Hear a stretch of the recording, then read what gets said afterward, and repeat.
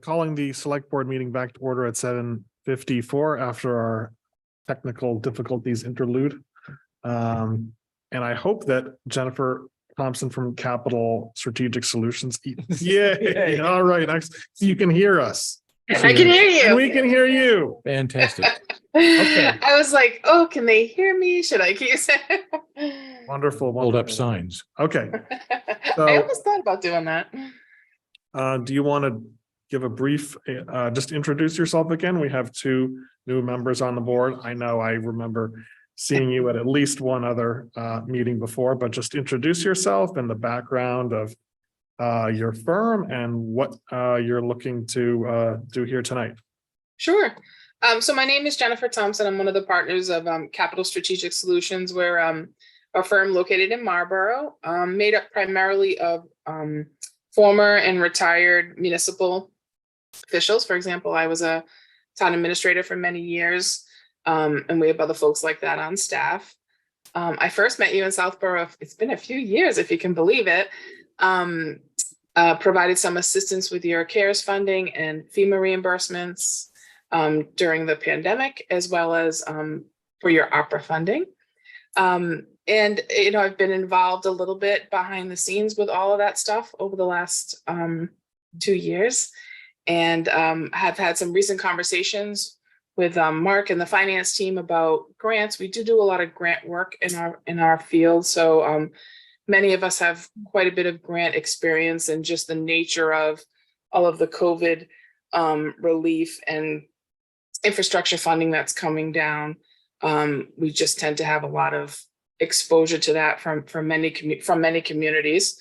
So I know Southborough was looking to see if there were other grant opportunities that we could look at when we crafted your, you know, we have an on-call contract with you that you fund through your ARPA funding, primarily for ARPA compliance, if you need assistance with your treasury reporting. And like I said, we assisted with your FEMA reimbursements.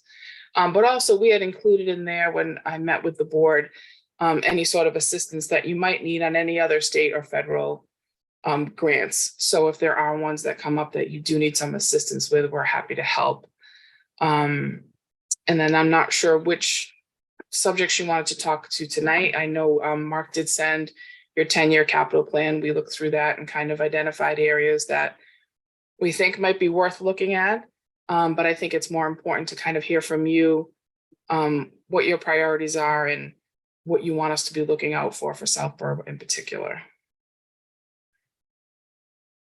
Okay. So, I mean, I'd be just most interested in if you had an opportunity to look at the 10-year capital plan, if there's particular opportunities you see there. Sure. So I'll keep going. I didn't want to do all the talking if you didn't want me to, but that's fine. So we did look at your 10-year capital plan. And you know, you do a lot of things already in Southborough very, very well. You've gone and looked at opportunities that have been available to you over the years. So some of the things that we recommend to communities you've already done. So you take advantage, you know, you're a green community, you're in the process of updating your master plan. I think your open space plan as well. You're an MVP community, so you have an MVP plan, which makes you eligible for those type of grants. You've used the community compact, you're a complete streets community. So a lot of the things that, you know, we try to help communities that don't have those things in place, you already do, which is fantastic. That kind of leads you into other funding opportunities. In terms of specifically, in terms of your capital plans, just some highlights of some of the things that we saw. So there are federal AFG grants for your fire department. They are very, very competitive, but we are seeing more equipment coming through them finally.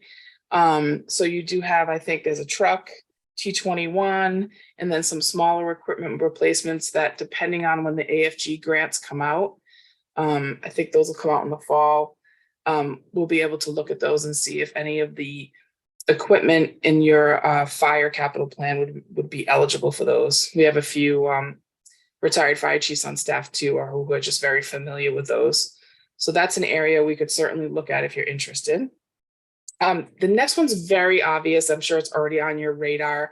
You have the Trotter School roof repair. I'm sure the town and the school is already looking at whether or not you want to go for the MSBA accelerated roof repair program. Although if that's something you needed help with, we certainly could, but I suspect you're probably already all over that. You are looking at your regional dispatch, which will open you up to some savings and some 911 grant opportunities. So that's a great step that I think the town is taking. And I think you have 900K planned further out in 2029 to kind of replace your dispatch and emergency radio. So if you do make the move to the regional dispatch, I think that will probably come off your CIP. The next one is some of the smaller equipment in public safety through your ambulance program. We might be able to get some small NEMA grants that we're seeing come through. So we can look at those for public safety if you'd like. You have a pretty large library remodeling renovation in your CIP. I'm sure there's some state construction grants that you, again, might already be looking at down the line. If not, we can assist with looking at that for that large library project. Recreation, there's quite a few recreation projects in there. We could certainly look at whether or not you want to go for a park grant next year. The issue with the park grant is the match is pretty high. Some communities have used ARPA funds to make that match, but we could certainly, when that funding opportunity comes out, at least make sure it's on your radar so you can take a look at and see if it's something that you want to pursue.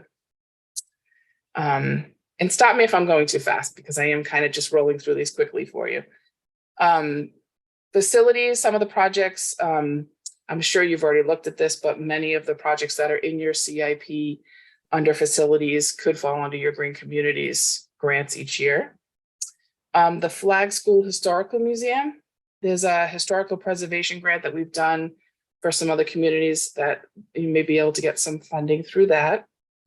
Certainly Peninsula Trail, the State Trails Grant, that's already out this year, but I think we could go for it next year if you wanted to look at that. Public Works, I know there's a lot of road projects and things that you'd like to see done. That's probably the toughest area to get funding on. I think we talked about that maybe last year a little bit. But the other thing I didn't see in your plan, and it may be because you need to do an inventory and assessment of, is maybe your culverts. I suspect Southborough probably has quite a few small bridges and culverts that you might want to take a look at because there is grant funding available to that. You could, even if you don't already have it, apply for a grant to actually identify the culverts if you have them throughout town. I suspect you probably do, but we could look a little bit closer at that. You already take advantage of earmarks, which is great. We can assist with that, but I think you already have a really good handle on that. And then, of course, there are the federal infrastructure grants. Some of the projects that you have are just not of the size or magnitude for most of them, but we keep an eye on those pretty closely. So if we see something that comes up that is already in your capital plan and comes across our desk, we'll certainly make sure you're aware of it. Some of the, infrastructure money that's coming down through the BIL, it is tough because it's, being funneled through communities that just have lower income thresholds than Southborough. So there's just a lot of those grants that you're just automatically probably not going to be eligible for.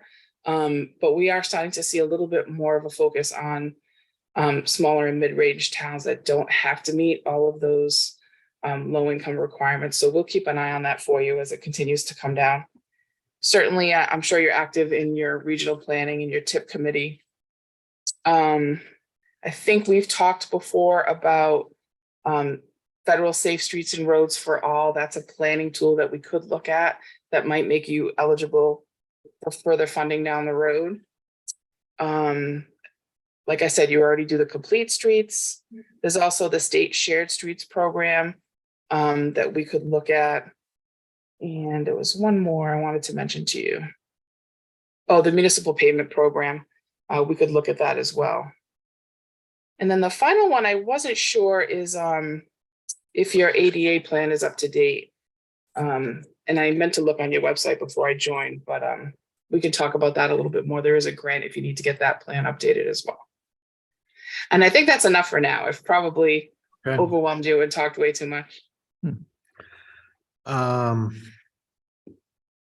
Sam? Any questions? I have a list. Okay, Great.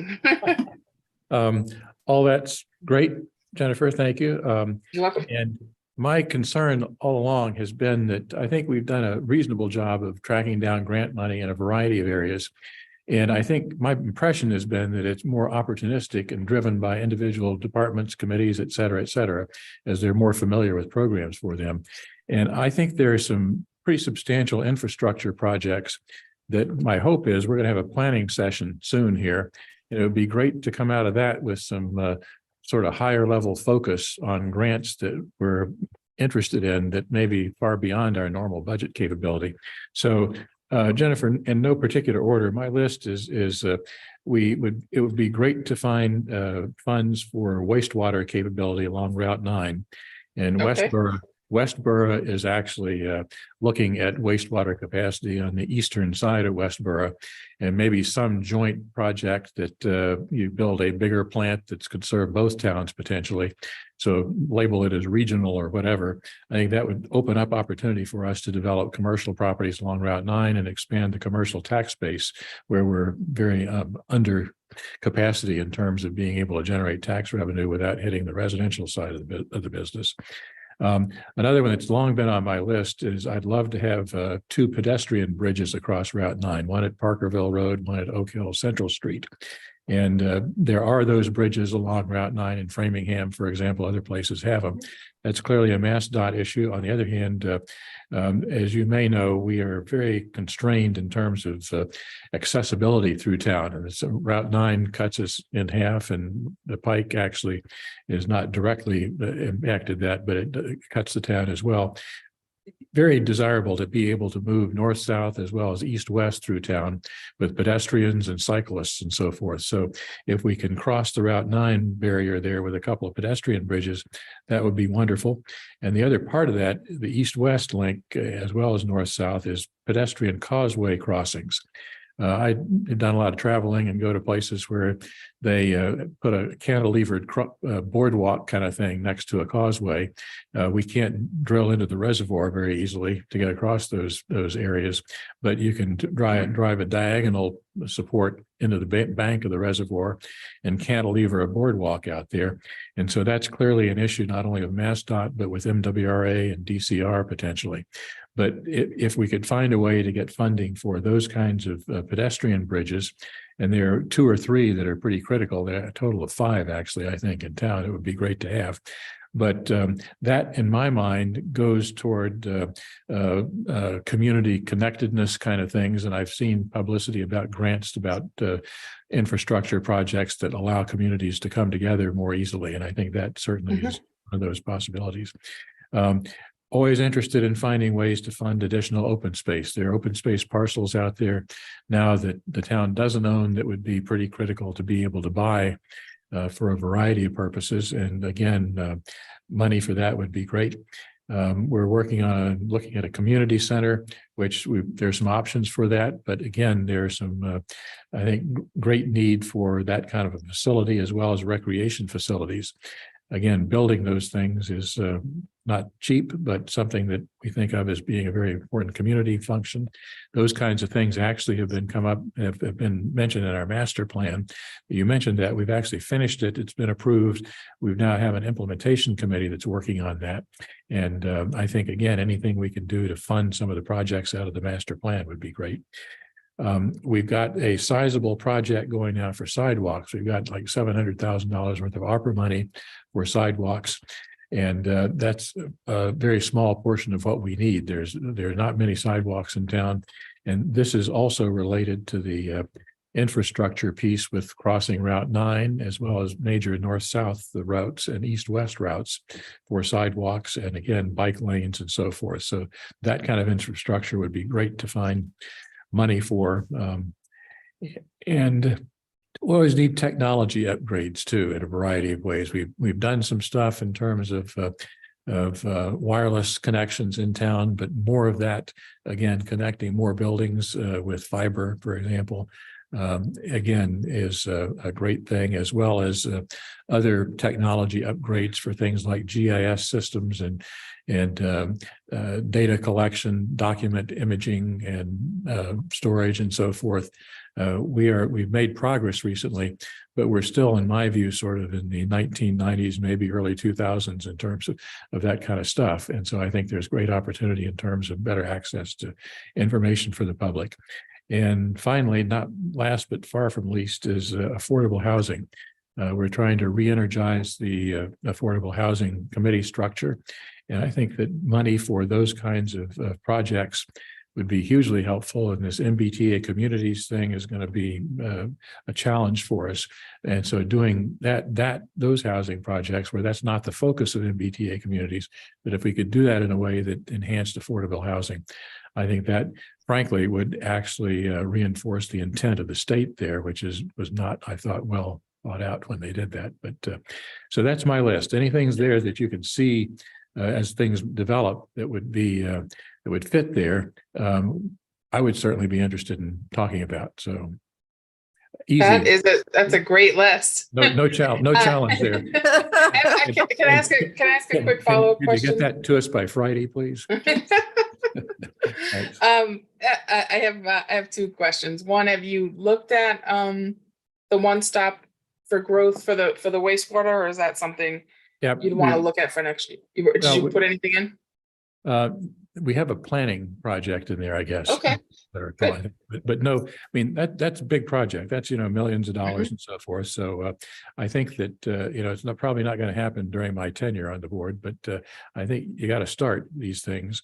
And I think there are some interesting opportunities on that one. I think that's an important thing for the town long term, because we're not going to make it on residential property tax, basically. Yeah. And then my second question was the GIS. So, and if you don't know this, it's fine. I can check with Mark or DPW, but so do you use GIS within your public works for your asset management? Is that, do you have like an asset management system? I only ask because there are some grants to kind of, upgrade GIS and asset management if you haven't already. I don't think we are right now. We have a new DPS superintendent coming in July. And so Great. I think he will, I'm sure, take a look at that. We actually have a new pavement management system that we're in the process of implementing. And we're as part of that, I think we need to update our GIS generally, because there is ArcGIS is the platform that most of these folks use. And I think we're compatible with that, but we don't have the full capabilities there. So I think that's going to cost some money too. But that seems to be something that would be a good candidate for grant funds somewhere out there. So yeah, absolutely. Okay. So thank you. That's the wish list, and it's way out there. But again, if you don't shoot, you don't score, as they say. So that's right. It's good to just have them on my radar too, because like I said, we're seeing a lot of stuff come through. So at least if I know exactly what what areas you want to focus on, it's nice to kind of already have those up front. So that was very helpful. Thank you. So Jennifer, just FYI, the reason we got interested in talking to you again is because Sam had kind of led the charge to get the pavement management system, and we ended up using a vendor called Beta, and Beta said you ought to be talking to your group as far as stuff. But anyway, okay, so I don't know how you follow Sam's list, but I'm going to talk about two very specific things. I can't compete with that. But you mentioned the Flag School. So Flag School, we actually did submit a grant last week for One Stop to hopefully redo that under the program that is encouraging towns to kind of restart old, dilapidated, unused property. Okay. So if that one doesn't come through, I'd be interested in following up with the historic grant that you mentioned. Specifics. There's one specific one. Then the second one is we have done a lot of road work downtown in the last few years. We're at the very end of the project, but there's one more piece that I think we're all forgetting, which is we've got to update the railroad crossing that goes through the town. And it's about $500,000 last time I saw, maybe 600 by now. It's my understanding from talking to one of our town residents who knows the railroad business pretty well that there is money in the state for railroad crossings. He took a look He doesn't, I think he thinks that we may not qualify, but it'd be helpful to figure out whether we do for sure or not, or whether there's any wiggle room. It's a CSX crossing. So we're gonna have to do that soon. We've got everything else done except for that. And right now we're gonna be out of pocket that. So that's my two things I wish we would look at specifically soon to see if there's money for either one of those, especially if the one stop fails as far as Flag School. And there are two Okay. CX crossings, actually. There's another on Central Street that we actually ought to have on the list to fix if we can. Oh, yeah, that one looks like Main, it's about. Main Street is a Yeah. key one, though. Okay. But we hear CSX talks to no one. So I don't know how that works, but Yeah, so I think this is the start of a continuing conversation. We've got quite a bit of money left in our ARPA money for you to continue to use toward working with you. So I think this is just one meeting toward a series of meetings to really see what what we really could specifically apply for, in your opinion. Yeah, that's great. I mean, we have a great relationship with Beta, and probably if you use other engineering firms, we work with them as well. There's quite a few that we work with. They just kind of go hand in hand with some of the infrastructure grants. So, if you're doing that sort of, I think Sam mentioned the infrastructure planning, things that, where topics are going to come up that you think, we need to be there, just let me know. Or we can stay in touch with Beta or whoever, I don't know if you use Beta for your water and sewer as well, but if there's another engineering firm, like I said, the chances are we probably already work with them. So that'll kind of help us stay in queue in terms of what type of projects you have coming down the line and making sure we're looking at the right grants. Marguerite? Al? Okay.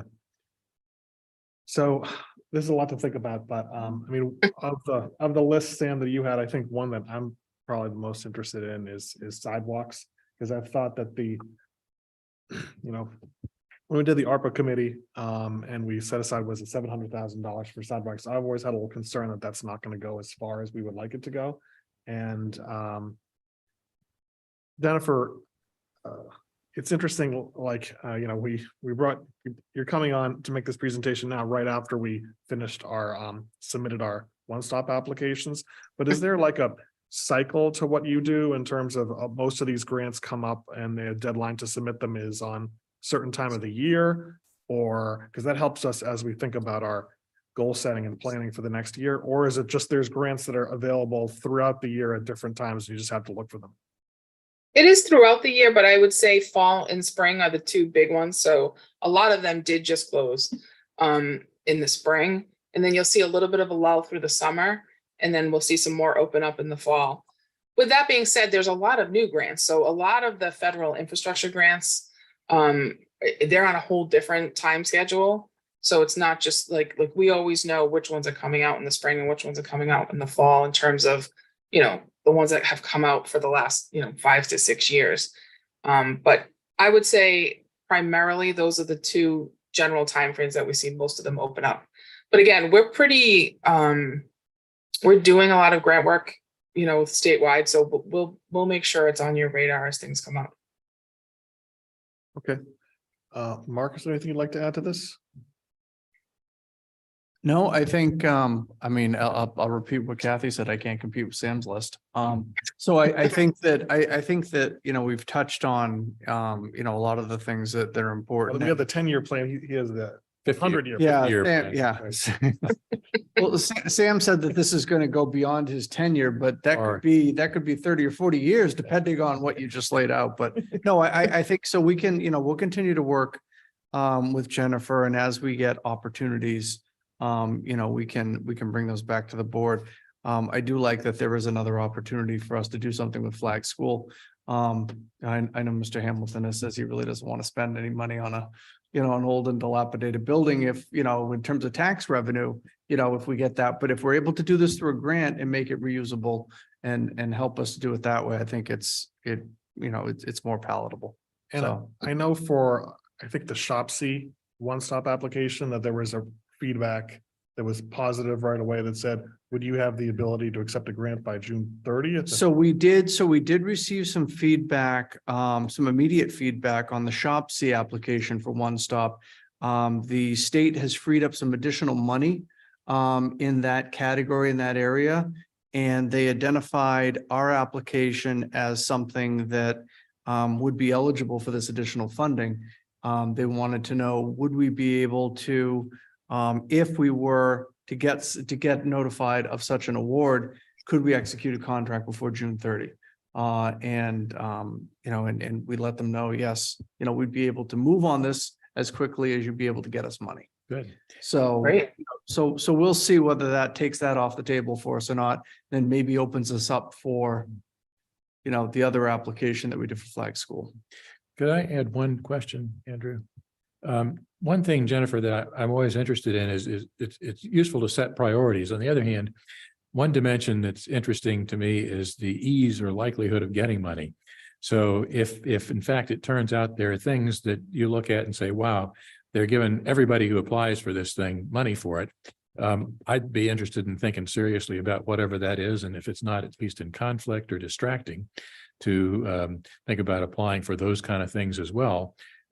Just as a matter of getting something that may be longer term or lower priority, but still useful for us.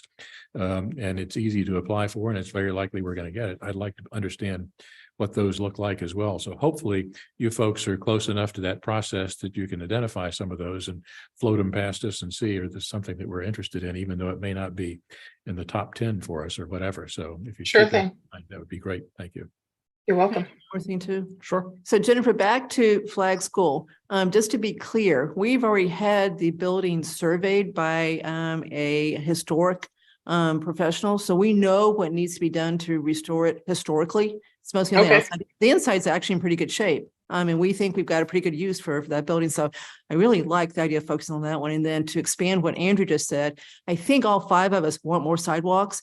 So what we ask capital to do is not just limit what they come back to us, to the $700,000 that we know we have, but come back with an overall plan of where to put sidewalks in Southborough and then rank where to do it. So we are going to end up with a plan that shows where we want sidewalks every place. So I think that's another good one to focus on, especially maybe with shared streets, complete Yep. streets, whatever. But we really do need more sidewalks in this town. And we have some opportunities with sidewalks where we've got neighborhoods that have good sidewalks, but they aren't connected. So if you can drive a sidewalk between selected neighborhoods, you double the ability for people to walk, linear links there. So I think there's some interesting possibilities there, but hopefully would be interesting to grant authorities to say, here's a fairly small investment that you can double the access for these 2 neighborhoods. And it's also an opportunity, because I know a point that Mr. Hamilton has made is, over the last several years, we spent a lot of money in the center of town and the improvements right here. And, sounds like some of the opportunities that you're talking about are ways to make improvements in other areas of the town, not just the center of the town. It's amazing. People actually listen. We won't make that mistake again, Al. Thanks. All right. Jennifer, thanks so much, and look forward to the continuing conversation. Sounds Thank- great. Nice to see you all. Okay, you. take care. Bye-bye.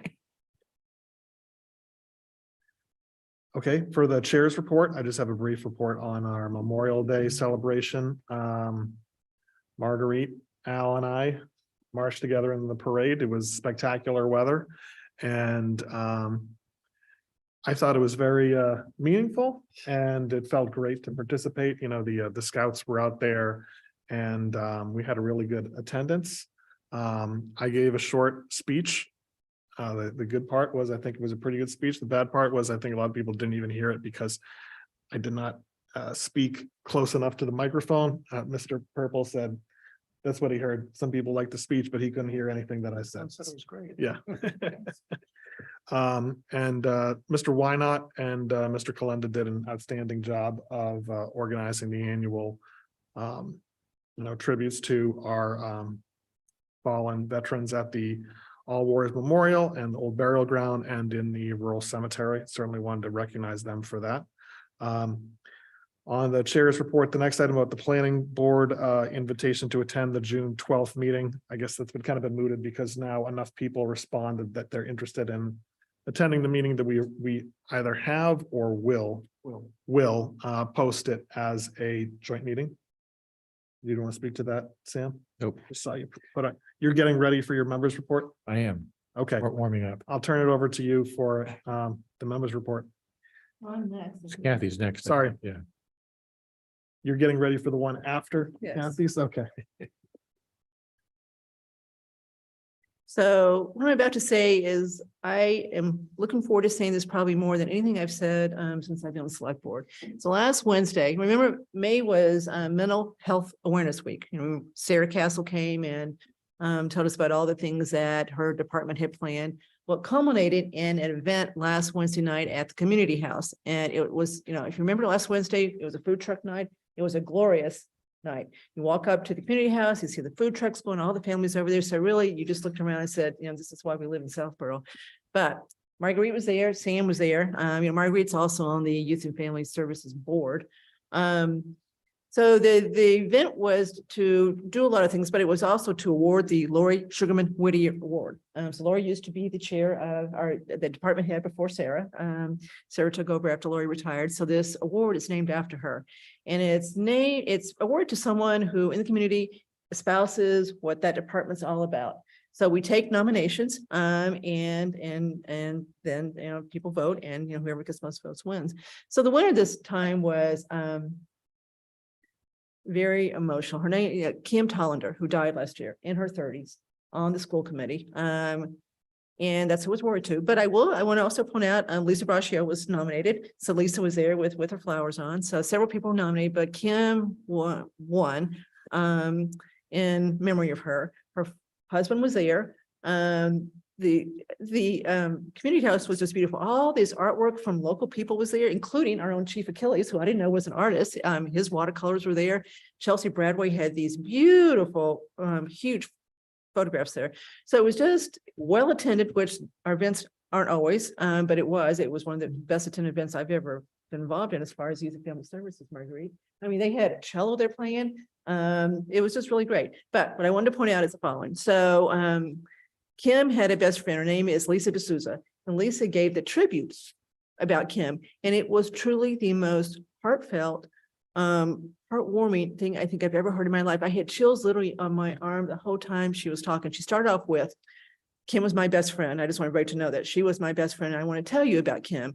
And she just proceeded to talk about what a lovely, warm, proactive, positive person Kim was, and gave us specific examples of stuff that Kim did. So I'm just telling you, by the time I left there, you know, that beautiful community house, I thought, you know, this is why we're in Southborough. So it really was a beautiful way to end Mental Health Awareness Week. So. Thank you. It was a wonderful event. Just a quick thing. We're going to get more into this later, but I wanted to publicize this a little bit. We've had a couple of resignations from the golf course committee.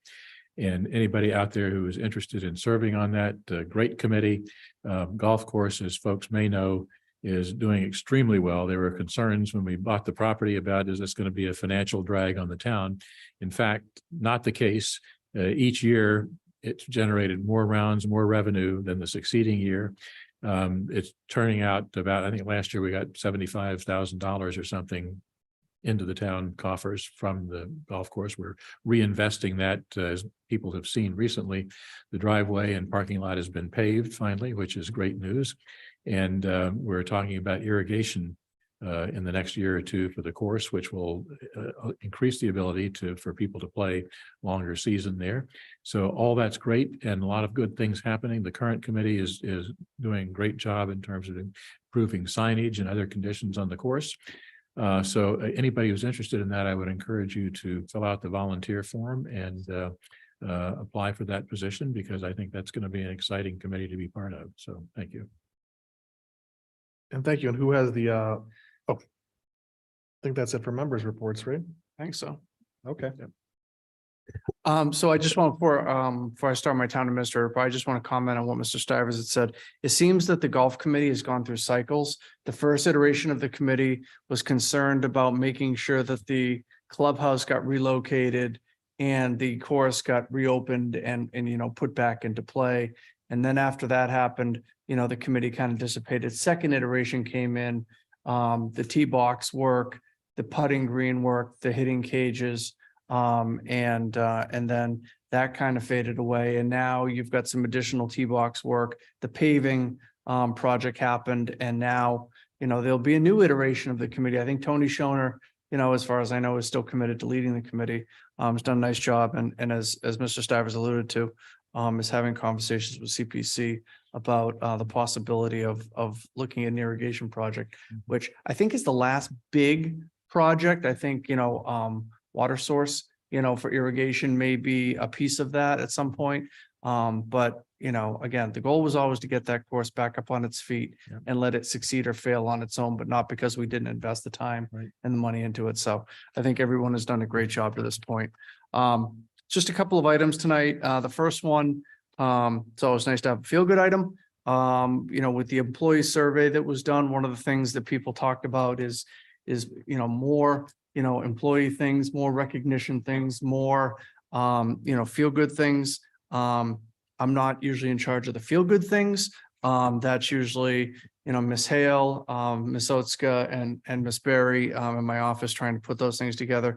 We have an employee appreciation event on June 20th. We've got the Yeoman's ice cream truck coming to the townhouse. And they'll be here between on Tuesday, June 20th, between the hours of noontime and 2 p.m. Feel free to stop by if you'd like. Can't open it up to everyone, but Is there a limit? this board, is there what? Is there a limit on number of Yeah, it will. ice cream cups? Yeah. We'll buy something separate for, Say the date again. for the board, June 20th, from 12 to 2. We'll be doing that out here in the parking lot. So I know that it's one of the things that people, one of the events that we put together, people are excited about. So it's good to see that. I hopefully the weather cooperates a little bit so that, the weather's not colder than the ice cream. Okay. Second issue is the finance team's been taking a look at our financial policies. I think the last time we really took a deep dive into the financial policies was when we got our bond rating increase to a AAA. We put some things in place and had the board vote in these policies to that gave us check some of the boxes that we needed in order to maximize our bond rating. And was having a conversation with Mr. Ballantyne, and he had done a little research, and Department of Revenue Division of Local Services does offer assistance coming in through their financial management resource bureau to come in and work with communities to update and evaluate your financial policies, and then to work on putting new policies into place. So they'll work with the finance team as well as other town officials, and that we can put together a group to update, enhance, and compile policies for the town. It's about 1 to 3 months to do this, and it's they tentatively have us penciled in to begin in the fall. And it will involve, as I said, members of, not only staff, but probably representatives of Capital Advisory Select Board, to be involved in this process as well. This would be something that the board would have to approve as new financial policies once this is done. There is no cost for this. And the only thing that they require is a select board vote to approve, approve us moving forward with them. So again, state assistance, no cost, and updated and better financial policies. So if that is something that interests you, then I think that that's something that I'll need a vote of the board to move forward with. So advisory has been interested in this for a long time, so Andrew Pfaff is going to be very happy. So make sure advisory knows about it. And this may give us a chance. Remember when the auditor came, we got the great reviews. And one of the things suggested is taking a look at bonding our OPEB liability. It's, interest rates are high now, right? So it may not be the exact right time to do it, but take the arbitrage that you'd get if you had a lower interest rate. So I think that probably is something they can help us with as far as I guess. So let's not forget that piece of it too. I think that's something we ought to do regardless, in fact, because it doesn't cost you anything necessarily, and it can be on the shelf for years. And the next interest rate cycle makes it. I think that's something we could talk about at our Planning study session. meeting. Yep. And Yep. on my list of long-term things, that's one that I had. But again, this sounds like a great idea to get the assistance and get the policies updated, certainly. So are you looking for a vote now? Well, the state, it's up to, if you want to take a vote on Sure. this now, that's fine. The state, does require, we do have Mr. Valentine does have a placeholder for us in the fall, but this would allow them to put it in ink. So I'm thinking about how we would phrase the motion here to just move the select board approve receiving DLS assistance to update financial policies. Yeah, to have Application form. engage with the town to update our financial policies. Okay. So moved. Second, All those in favor? All those opposed? Thank you. I'll make sure that they're aware. And the last item I have is, we have not received any feedback, positive, negative, or otherwise on the gazebo. So unless this board feels differently, I will inform St. Mark's that it is theirs to deal with. I will make sure that we do get the plaque off of that, so that we can find another way to display that. Thank you. good.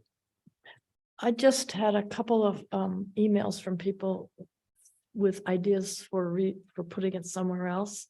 But once it was explained that it would cost more to move it, yeah, 40,000 to begin with, they sort of said, oh, okay. So they I were. think when you actually take a look at it, you take a look at the size and of the foundation that was built, that it was put on, that is going to be pretty difficult and expensive to replicate somewhere else.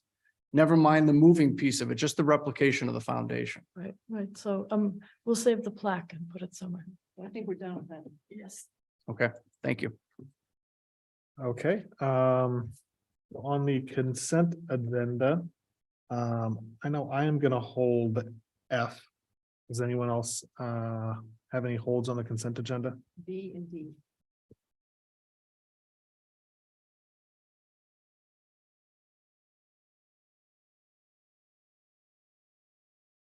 Are there any other holds on the consent agenda?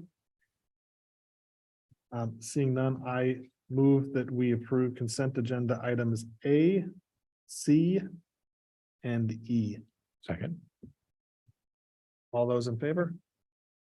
All those opposed? Okay, Kathy, you held B. Yeah, I just wanted to make sure that everybody's clear of what we're doing here.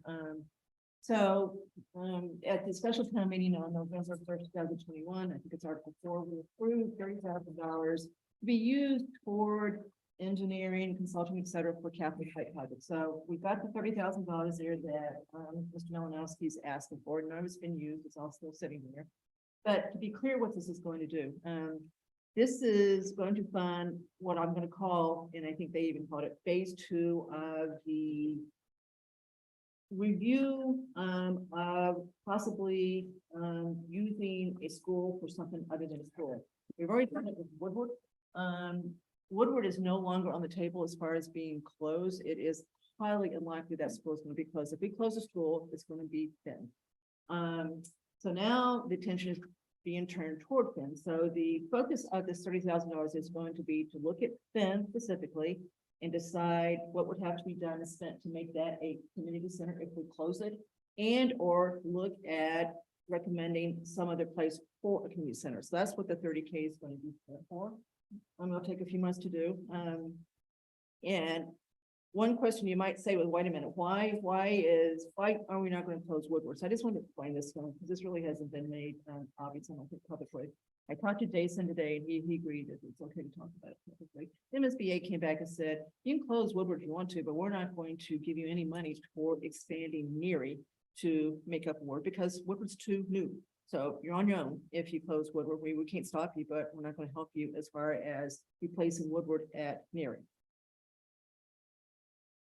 Finn doesn't have that problem. And you might say, well, wait a minute, Finn got built about the same time as Woodward. Why would they say Finn's okay and Woodward's not? I mean, that was my question. Well, what I forgot about is Finn was really rebuilt, right? And so they went back, they're looking at the original date Finn was built, which is older than Neary. So Finn is okay to close. They're not going to penalize us for closing Finn. Now, what they do want to do is make sure that the town supports this whole project. They want to know that the town is behind what we decide to do. That's very important to them. And they do want to know what we're going to use then for. They want it to be used for some type of community purpose. But other than that, they're out of the decision as far as spending goes. They're not going to give us any money for the community center. Your mic off. So they're not going to give us any money for the community center. Well, so I wasted all that, huh? It was eloquent, though. Well, Terry must have thought I was okay, or she would have said something. My mic Good is. enough. Okay, all right, good, good. So anyway, I just want to make sure this is clear because Alan and Marguerite probably don't understand what we're trying to do here as far as that piece of it goes. So this is again, all about this big project to decide whether we're going to close a school and then how to, no matter what, how to rehab Neary. Okay. Any other questions? Nope. Okay, do we have a motion to approve consent agenda item B? So move.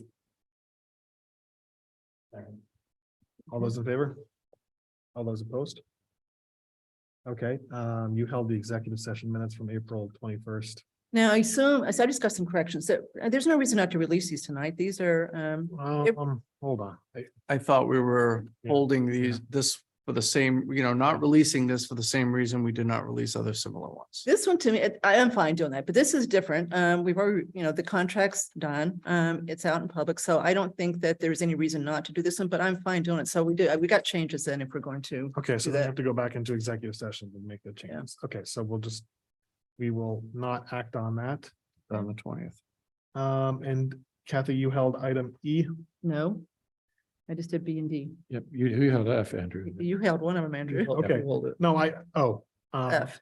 sorry, F. Yeah, I just held F to recognize Jason and Chelsea for this extremely, I thought, very, very generous contribution, very thoughtful donation of $3,100 to basically make up for top off the funding from the Choate Fund to put automated external defibrillators at the town schools. I thought it was extremely generous, and I just wanted to thank Jason and Chelsea for the generosity and thoughtfulness in that regard. And I understand there's going to be some publicity about it from the Recreation Department, the Fire Department, and the Board of Health to let people know about these devices coming to the fields. Anyone else want to speak to that at all? Just second those comments. Very generous, very important. That's the kind of thing that saves lives, so important. Absolutely. So I move that we approve consent agenda item F. Second. All those in favor? All those against? Motion passes. All right. Next item on the agenda is a review of the fiscal year 2024 board and committee appointments. I know this is kind of an iterative process. We got you should have the most recent up-to-date version of this on our desk right now. So does anyone have any comments or questions about this? I have a general comment. Okay. Yes, I'm pretty good with the individual appointments. What I would like to do is pull the Affordable Housing Trust Fund Committee and SHOPSI, because we've had at least preliminary discussions around restructuring those committees. And I think that's part of the conversation that would be appropriate for our planning meeting coming up to decide what we want to do about that.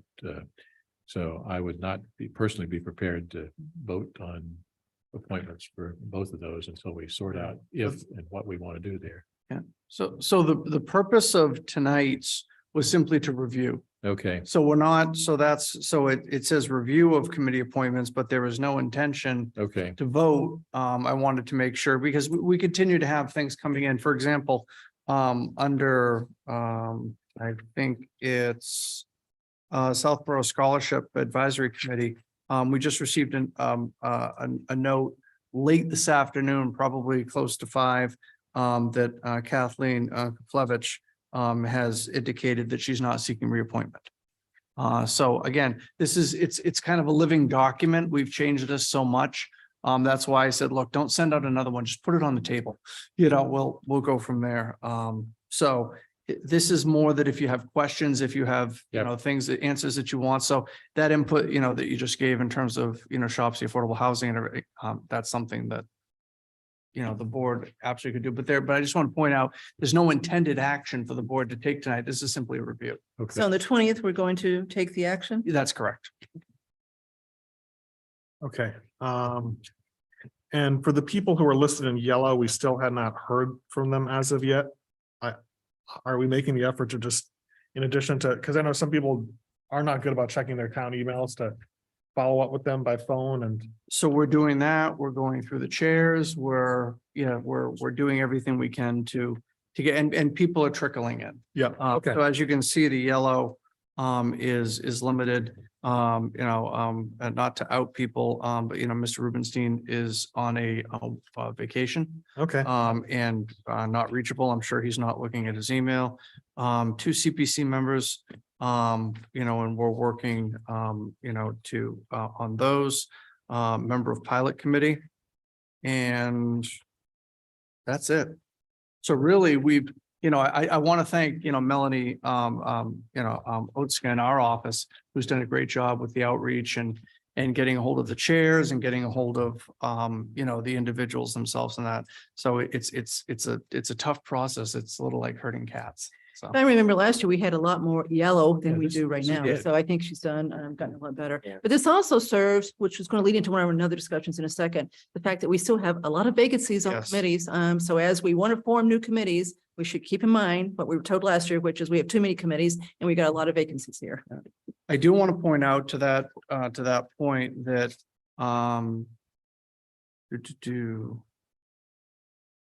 Shopsy has requested that the capital planning subcommittee be dissolved. So, I think basically they're not seeking for that committee to be reappointed. They do have the report, for 21 Highland. And, I think that is something the board will have on a future agenda, but that subcommittee feels that their work is done. And I think there are other committees or candidates for that as well, frankly. So another topic for discussion later. okay. I thought this was a useful exercise in highlighting some of the committees where there's really kind of an urgent need to fill vacancies, and definitely we're going to be losing a lot of institutional knowledge on the Economic Development Committee. Yeah. And also the Golf Course Committee. Right.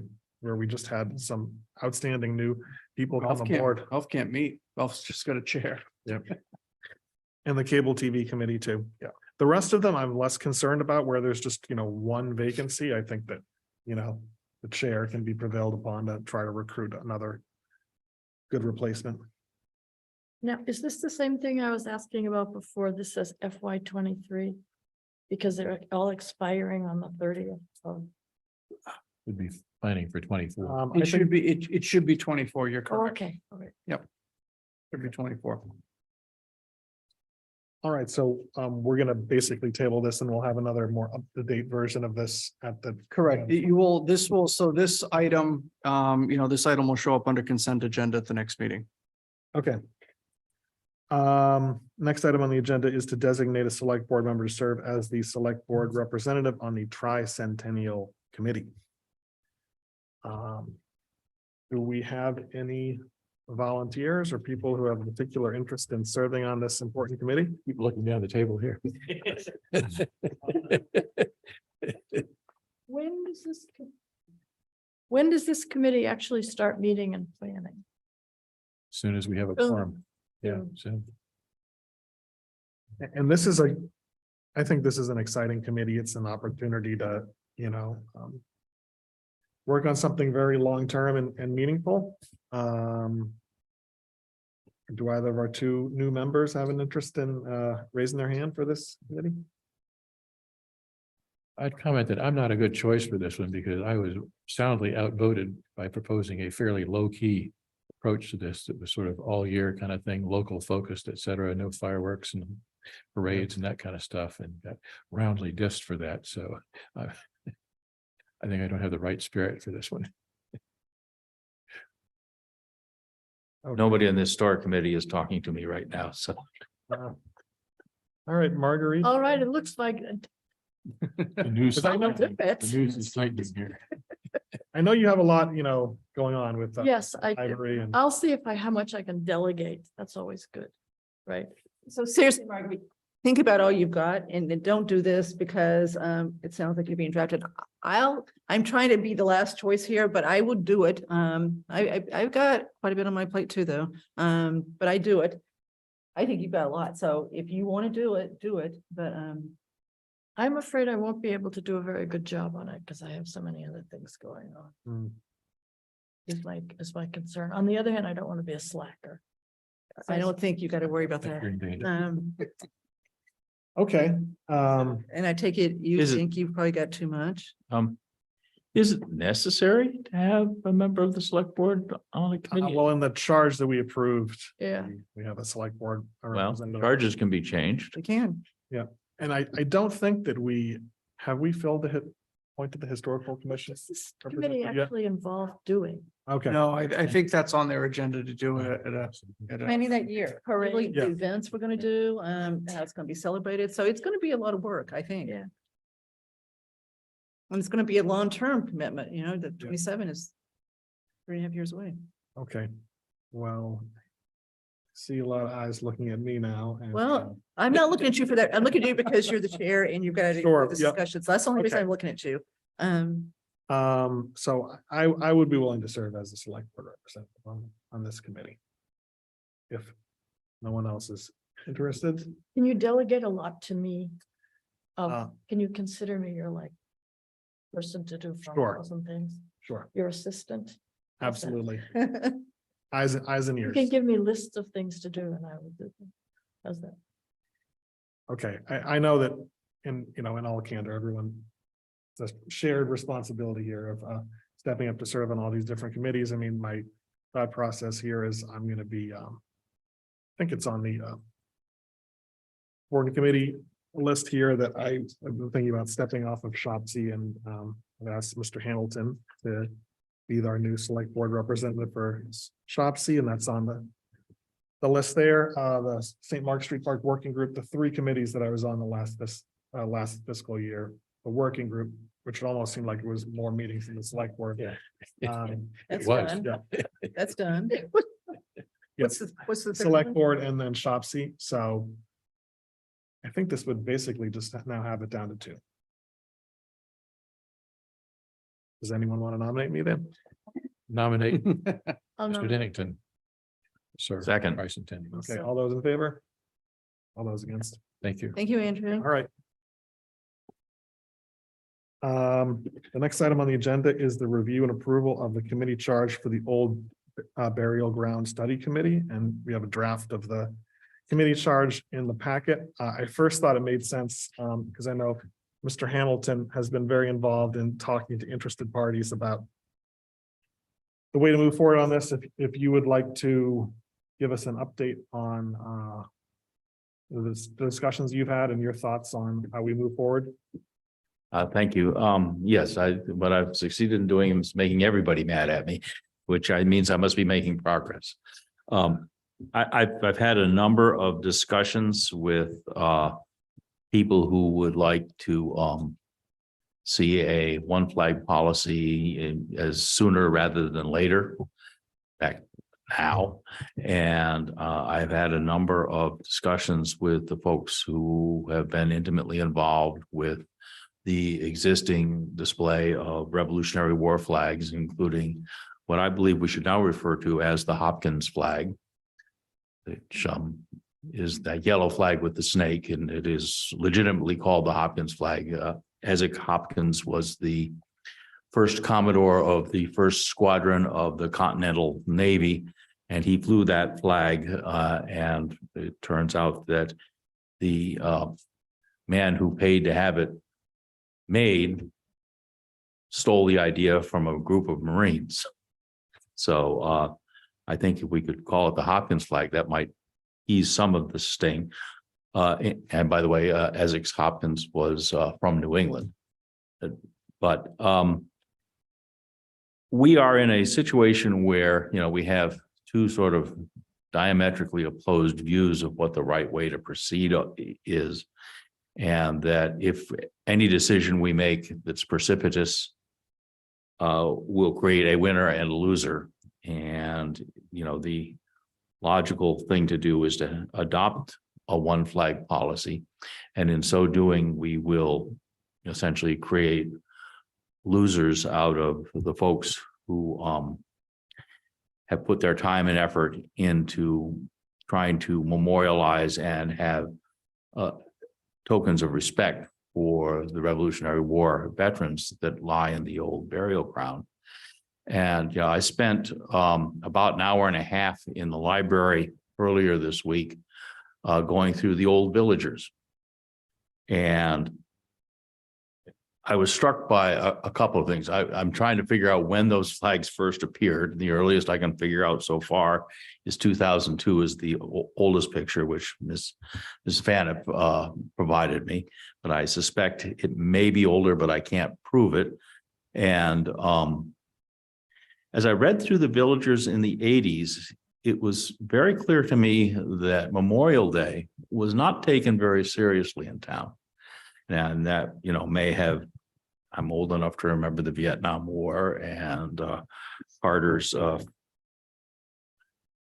Iranian debacle. And as I read through later on in the 2000s, there was mention of the increase in attendance at the Memorial Day events. And but I came across one picture, and it was a picture of Mr. Wynot and I believe Mr. Faniff and a number of other people who I didn't know, who are all veterans, who were keeping faith with the veterans who we have rather neglected in the old burial ground. And that struck me that, there is a group of people who care deeply about the veterans who lie in the old burial ground. And I think we need to find a solution that does not make losers out of them and does not make them feel like they have lost something. And my goal in having an old burial ground study committee was to try and craft a proposal where we weren't taking something away from a group which has kept the faith with the veterans who lie in the old burial ground and lie in unmarked graves, and try and come up with a reimagining of the way that our community would show respect for those folks. And I have to say, as I walk through the old burial ground, it's not in good condition. And that bothers me actually a bit. So that was the intent, is to have a pause. And what I would like to, I've said publicly, I actually think that the one flag policy is probably the right way to proceed. But if we're going to do that, I want to have some token of respect that we can say to the folks who have tried to keep faith with those people that, this is how our community feels today. And, we hope they'll join us in that. And that was, so before we vote on what we had discussed was the end of September, I wanted to at least have an outline of an idea of what we could do. And there are, I've had a few, and some other people have talked to me about ones.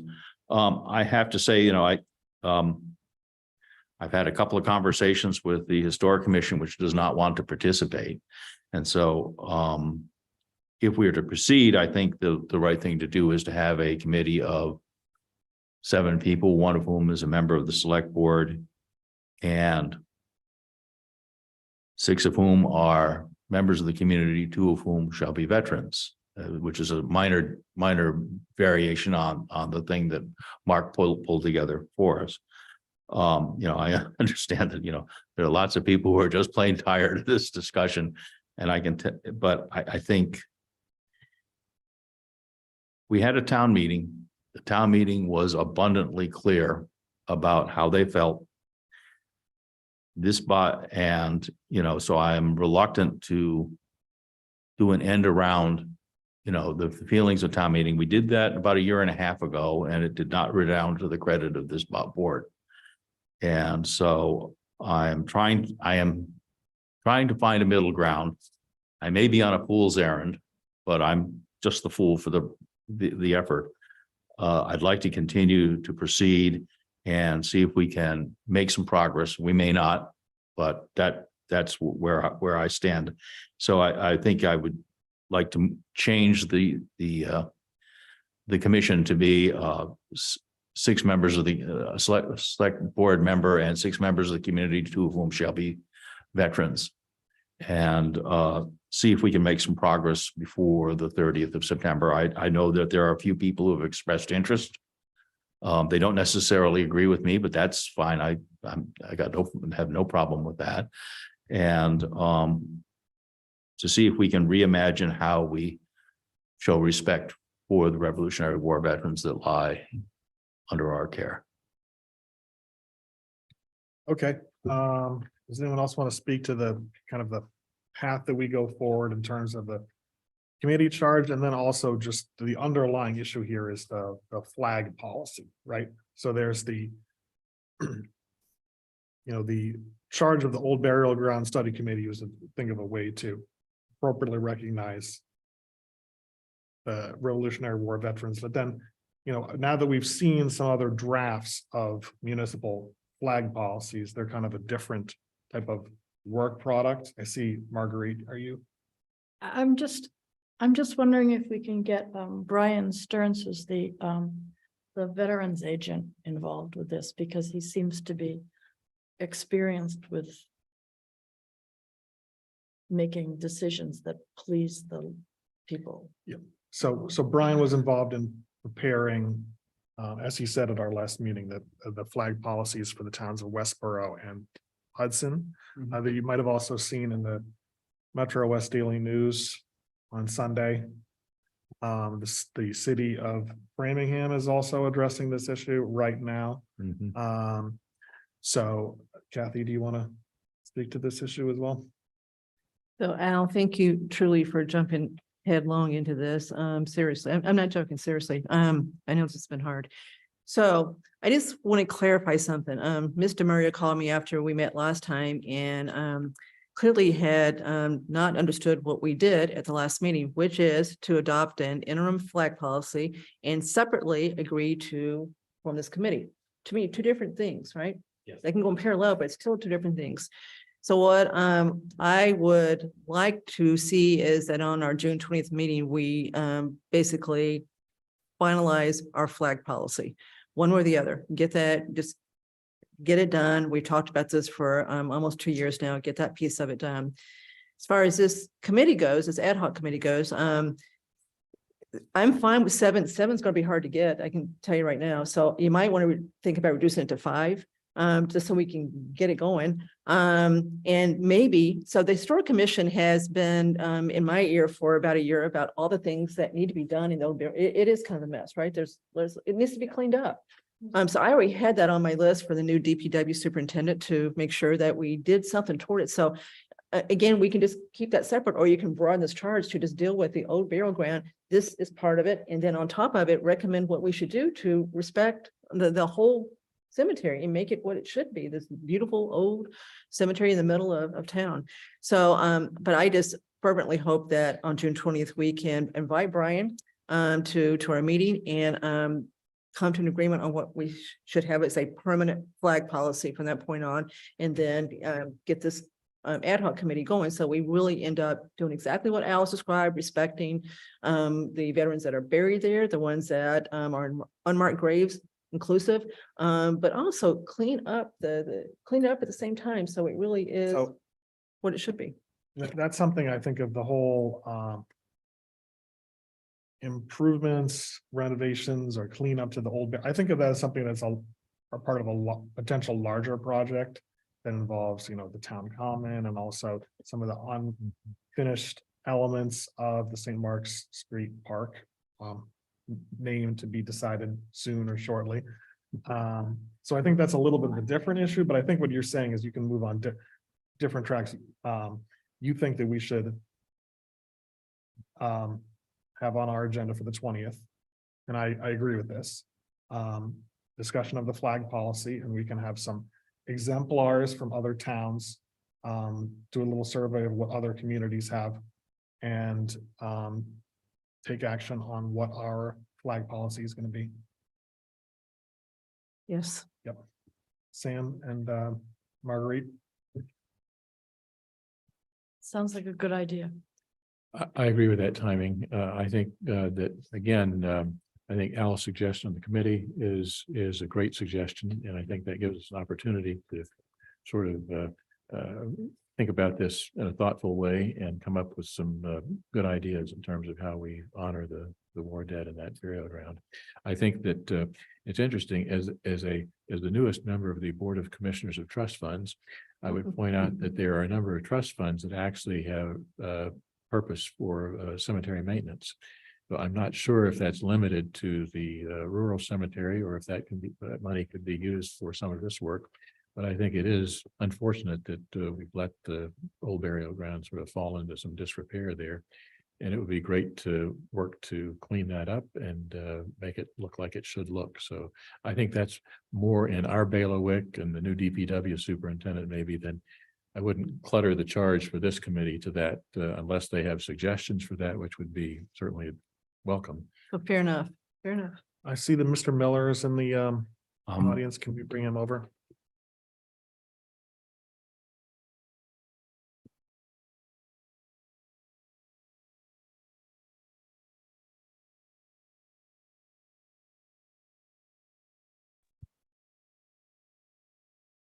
Hi, can you hear me? Yes. Thanks for bringing me over. I just wanted to express how really quite frustrated and flummoxed I am to have Mr. Hamilton mischaracterize so extremely what I told him just days ago. What I indicated was that on our May 25th meeting of the Historical Commission, days after the select board met and passed an interim policy that conflated the issue of the flags with the formation of this commission to look into commemorating the veterans at the old burial ground, that as a courtesy to the select board, I filed an amended agenda immediately because I was present at your last meeting. And I wanted to be seen as cooperative and trying to move forward with all speed because I knew our subsequent meeting wasn't going to be until the end of June. I put the matter on the agenda. We discussed it. I indicated my willingness, despite my displeasure at having the issue of the flags in the OBG and the duties of Mr. Wynot, who does not have statutory nor executive authority to make the display that he's making, that in spite of my unhappiness with that and the decision to punt the select board taking a position down the road, that I was willing to step forward and serve on that committee. But I indicated to Mr. Hamilton, I thought very clearly that the rest of the Historical Commission had grave reservations, did not want to appoint a second person, and urged me not to go forward myself. And I indicated to Mr. Hamilton that the reservation of the select board had nothing to do with the charge of the proposed committee or the duties that it would undertake. We enthusiastically support commemorating not only the 27 or 28 unmarked Revolutionary War veterans' graves in the old burial ground, but we further support trying to have some accounting for the nearly 575 civilians who currently lie in unmarked graves in the old burial ground, principally due to the hurricane of 1938 and the immense and unfortunate destruction that occurred at that time. So we think the veterans should be marked, and in a very special way. We think the unmarked civilians should also be accounted for in some way. But I indicated to Mr. Hamilton that the issue that the Historical Commission principally had was that we did not feel that such a committee could make productive progress in the current climate without a resolution undertaken by the select board to decide the matter of the flags in the old burial ground one way or another, that we didn't want to be used as a bargaining chip. We didn't find that appropriate. We want to undertake the historical commemoration of the unmarked graves in the old burial ground of veterans and non-veterans, but we don't want to be used as some sort of political tool to cover the decision that the select board has to make and that you know you have to make and that the law clearly points you toward making. So, you know, leave the Historical Commission out of this if you'd like, go forward.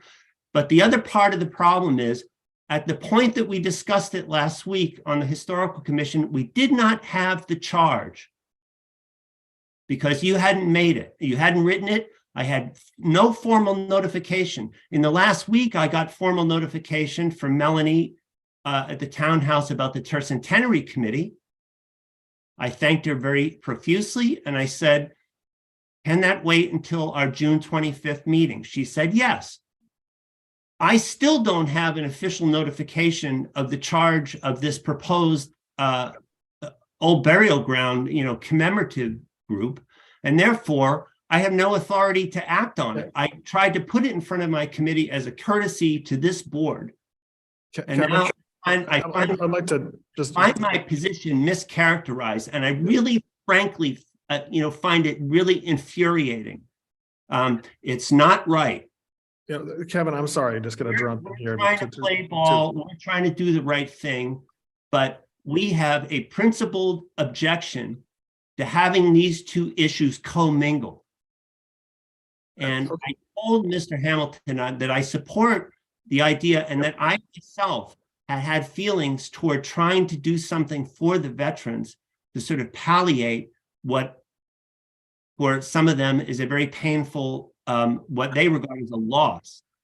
You know, from my perspective, it's a matter of honoring them in a manner consistent with the treatment of veterans in veterans, you know, federal and government, you know, VA cemeteries, including Arlington National. Kevin, I'm sorry, I'm just going to jump in here. I understand you've let everyone know how you feel. I just feel the need to, you know, Mr. Hamilton has done something I think extraordinary in coming in right on board to the select board and trying to listen to the views of people that have very different perspectives on this. So I just not getting into. I agree with that. I agree with that. Let me finish. Kevin, let me finish. I applaud Mr. Hamilton's effort every step of the way, and I commend him and I thank him for it. And I don't want that to be lost, but I do not want to be mischaracterized. And I don't like the Historical Commission being portrayed as some kind of obstructionist group that doesn't want to play ball. We believe in the charge that if the charge is actually finally formulated, I believe in the cause of this commission. What I don't believe is conflating. And once again, even as tonight we're talking about these are two separate things, the conversation clearly conflates both issues. Solve the one and we will step up and do our job. Kevin, I think you made your point. Mr. Hamilton, you want to speak to this briefly? And well, I apologize if I've offended you because that was not my intent. I'm not offended. We have a fundamentally different view of how to resolve the situation. I view this committee as the path to reconciliation. And I've had a number of people who frankly want, you know, if we vote to have a policy one way and it'll probably show up at town meeting again, and I'm trying to avoid that.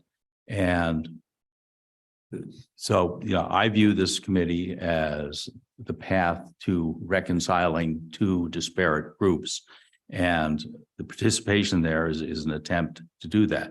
Now, I recognize that there are people who simply believe that we need to pass what will almost will probably be the one flag policy. And then sometime in the future, we will do something else. And I get that's the position. And I view this as the path to reconciliation rather than driving people back into their respective corners, making one side feel like they've been victorious and another side feel like they've lost something that's important to them. And that bothers me a great deal. And so I'm trying to reach consensus. I may, as I said, I may be on a fool's errand. So if I have offended you, I apologize. And if I have mischaracterized, I realize that your position, or rather the position that the Historic Commission has relayed to you and you've relayed to me is that first we need to pass the flag policy. And then at some future date, we will make good on the need to recognize the veterans or rather to recognize the Revolutionary War veterans. And my feeling is that I want to have a plan in place before on how we can make that recognition before we go and remove what exists today.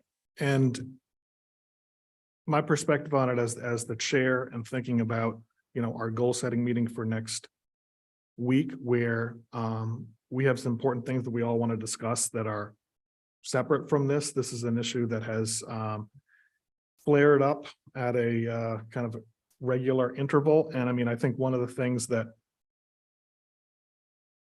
we just can't avoid is that town meeting can take a vote, but ultimately it really is the select board's call. And, you can form a committee that'll make a recommendation. Ultimately, there'll be a discussion before the select board about whether to adopt any policy that's proposed. So I just kind of have a sense of how, different people have spoken about this at different times. So just to kind of move forward with the board's goals for the next fiscal year, that's why I agree with Kathy that we'll put some draft flag policies up for the meeting on the 20th, and we should all reach out to everyone who we know is an interested, stakeholder and has strong views about them, let them know, and we can have this. We're going to have an interesting meeting on the 20th. And we have our state legislators coming on the 20th.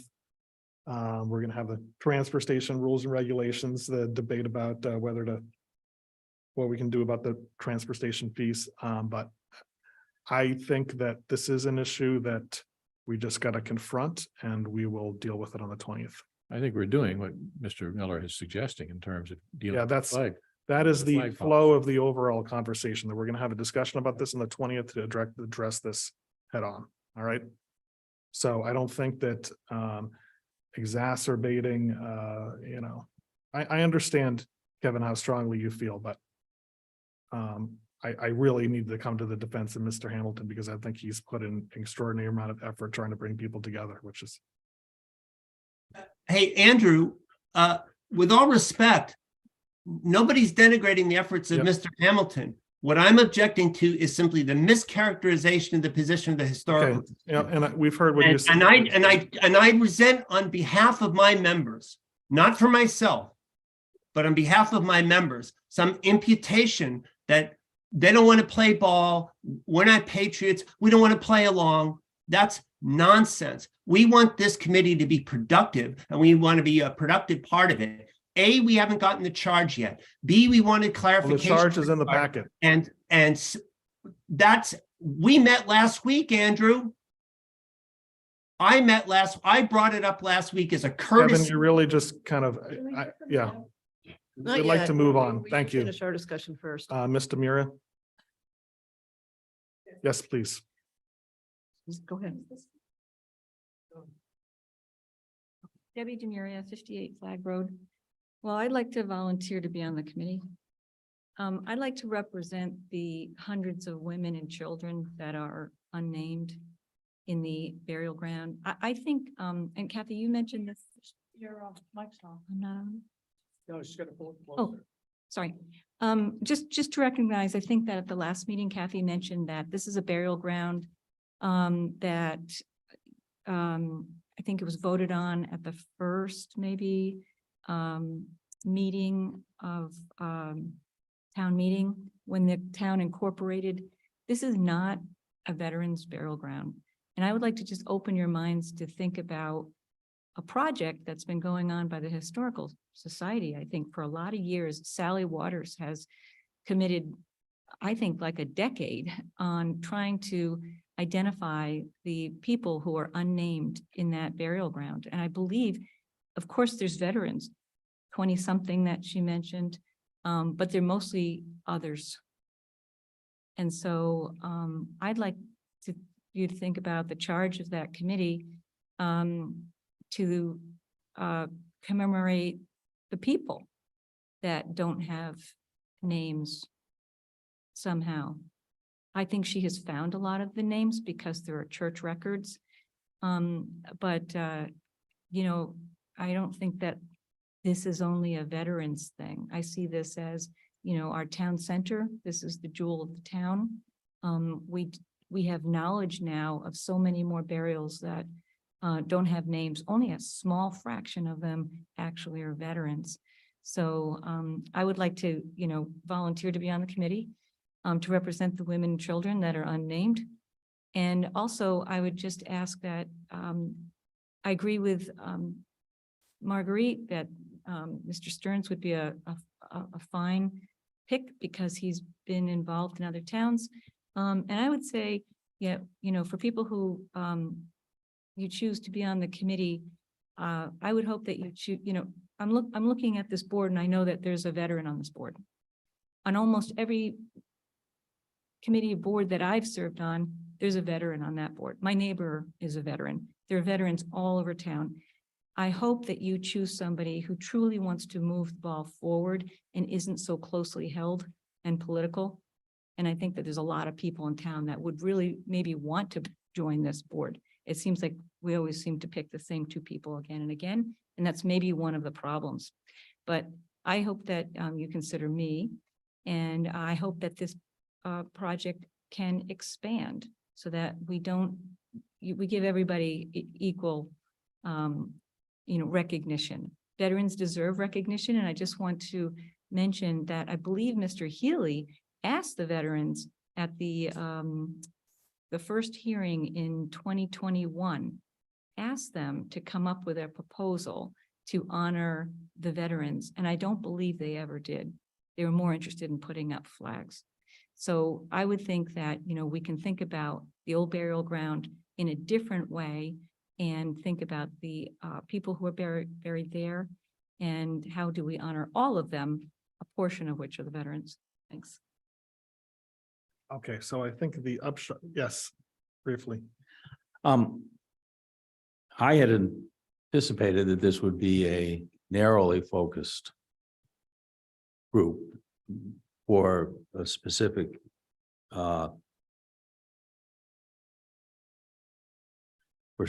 charge and for a specific reason, as opposed to a much broader and perfectly legitimate set of considerations. Perhaps it's best if we set aside this idea for the time being until, That's what I was going to suggest. and you know, I'm going to be unwilling to vote in favor of some versions of a flag policy on the 20th. If we haven't addressed this in a straightforward way, but I've gone down in flames on many occasions. And so if we're, yeah, I think maybe we ought to postpone this and perhaps drop the idea. Well, I wouldn't give up on dropping the idea, but I just think that let's address this in a comprehensive way on the 20th. I think there are two questions here. One is a flag policy. Two is care and maintenance of that cemetery. And PS, the Potter's Field at the south side of town, which has no markers and plenty of people in it who didn't have enough money to be buried in this one, right? So I think that's the issue, but I think the flag policy, the longer we talk about it, the more contentious it's going to become. I think we should move on it at our next meeting and make a decision and vote, because otherwise it's just gonna be over. It's gonna be like picking at a wound. Okay, I think we know what we're gonna do. So the next item on the agenda is the transfer station rules and regulations. Okay. So we are not going to be voting on this because of the rules and regulations bylaw that Mr. Litt and I worked together on. A certain select November of- board member Yeah, it was promulgated. all right. Yeah, this is when you thought, did you think through the implications of this? Yeah. This is poetic justice. Yeah, it is poetic justice, but there is an important, you saw the red line version of the transfer station rules and regulations. There's only one red line change, right? But really the bigger issue is about setting the sticker price, where there's been a lot of different viewpoints about that. But in advance of the meeting, I asked Mr. Purple to circulate some historical numbers. And basically what they show is that the gap between the revenue generated from the stickers and the operating expenses of the transfer station the gap has continued to grow and grow and grow and grow. Our increases in the transfer station sticker fees have been fairly modest and irregular. One thing I definitely remember is when Mr. Butler came to the advisory committee and gave a pretty comprehensive overview and thinking about should we, are we going to need a new hopper? And basically the conclusion from his report was, the Southborough transfer station is actually working quite well, and you have to make a very difficult balance of don't have the sticker price too high, because then once you reduce the number of users, you can go into a downward spiral. So, but I do think that we probably should consider a increase in the transfer station sticker fees. And I'd like to open up for a discussion on that. I had some notes on this that I seem to have misplaced with the numbers, but the current sticker fee is 260. yeah, 260. Okay, here it is. So that the best numbers we're able to come up with just in the afternoon preparing for this meeting. The price in 2006 was $100, in 2009, $110, 2018, $250, 2022, $260. So there's really just been the last like 5 years, a $10 increase. And the projected, or the gap as of May 2023 is $186,000. So that's the highest it's ever been. So can we start with philosophy first? Yeah. And then we talk about details. So this is, I like why we're doing this. Let's talk, get everybody's opinion, then we can vote, on the 20th when you have published your hearing or whatever you're going to publish to meet your bylaw. I don't ascribe to the philosophy that we should cover all of the costs of the transfer station, except for what used to be, I think, $100,000 now has grown to almost $200,000. I would like to see all of the cost of the operation of the transfer station covered with the sticker fee. Second, and I know this one's going to get me in trouble. 4 out of 5 people here are seniors, right? So I'm talking to people to my left, not. I don't know why we give a senior an automatic exemption from paying for this. I'm happy to pay for it. I think I'd much rather focus on those that need help financially, and there's a mechanism to do that already built into this. I just don't think that seniors automatically should pay $0 for the sticker. Now, it doesn't mean I don't think they could get a discount. I could do a discount like we do the water. We don't give the water away to seniors, but we do a small discount. But remember, we keep talking about how our senior population is growing and growing and growing and growing. So we're going to continue, if we continue on the path we're on, we're going to continue to ask those that aren't seniors to truly subsidize a really big group. And I just don't see the need to do that subsidy. If we do the math between now and next meeting, I think we're going to see that if we were to include the seniors in the group that pay for stickers, that the actual sticker price comes down. I'm pretty sure, just doing the math in my head, it's gonna come down probably quite a bit. So that's part of it. The other part is kind of trivial, but I don't know why we ask people who happen to have two cars and two people who work, and you take turns going to the transfer station and you're busy, why you have to pay extra to get that second sticker. That I don't, it's only $10, so I'm not gonna argue too much on that one, but I don't agree with that one plus philosophically either.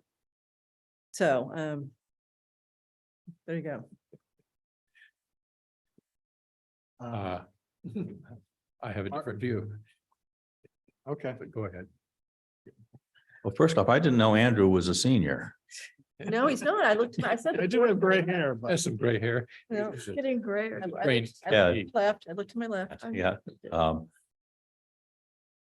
I think I think you're right. You know, I have a private hauler. I use the transfer station largely to get rid of yard waste and occasionally and occasional recycling. Actually, I use the transfer station more for campaigning than anything else, like everybody else here.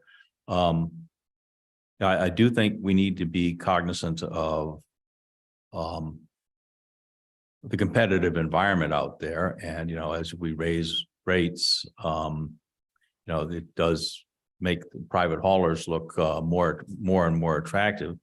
And, you know, I guess the other question we ought to ask as a larger one is, should we have a transfer station at all? This is a service that the private sector perfectly well provides.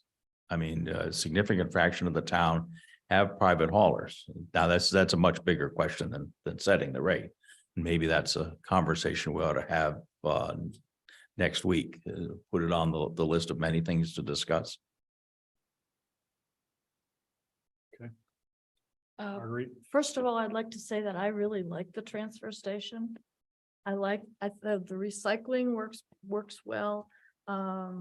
I can't get a hauler truck into my yard because of the stone walls. They won't come.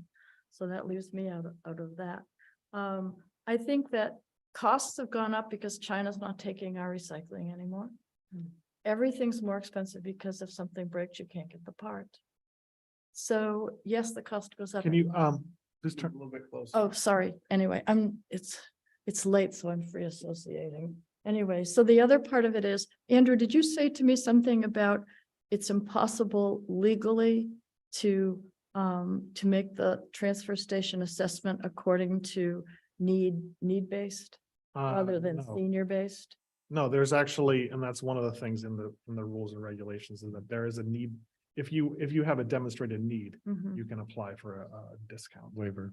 Because we may have seniors It's that have done more money than confidentially. any of us could think of. That was the only Yeah. red line change to the rules and All right. regulation had to do with that part of it.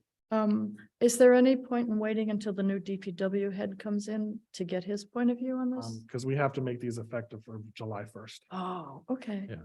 And he can't come and advise us before he starts working here?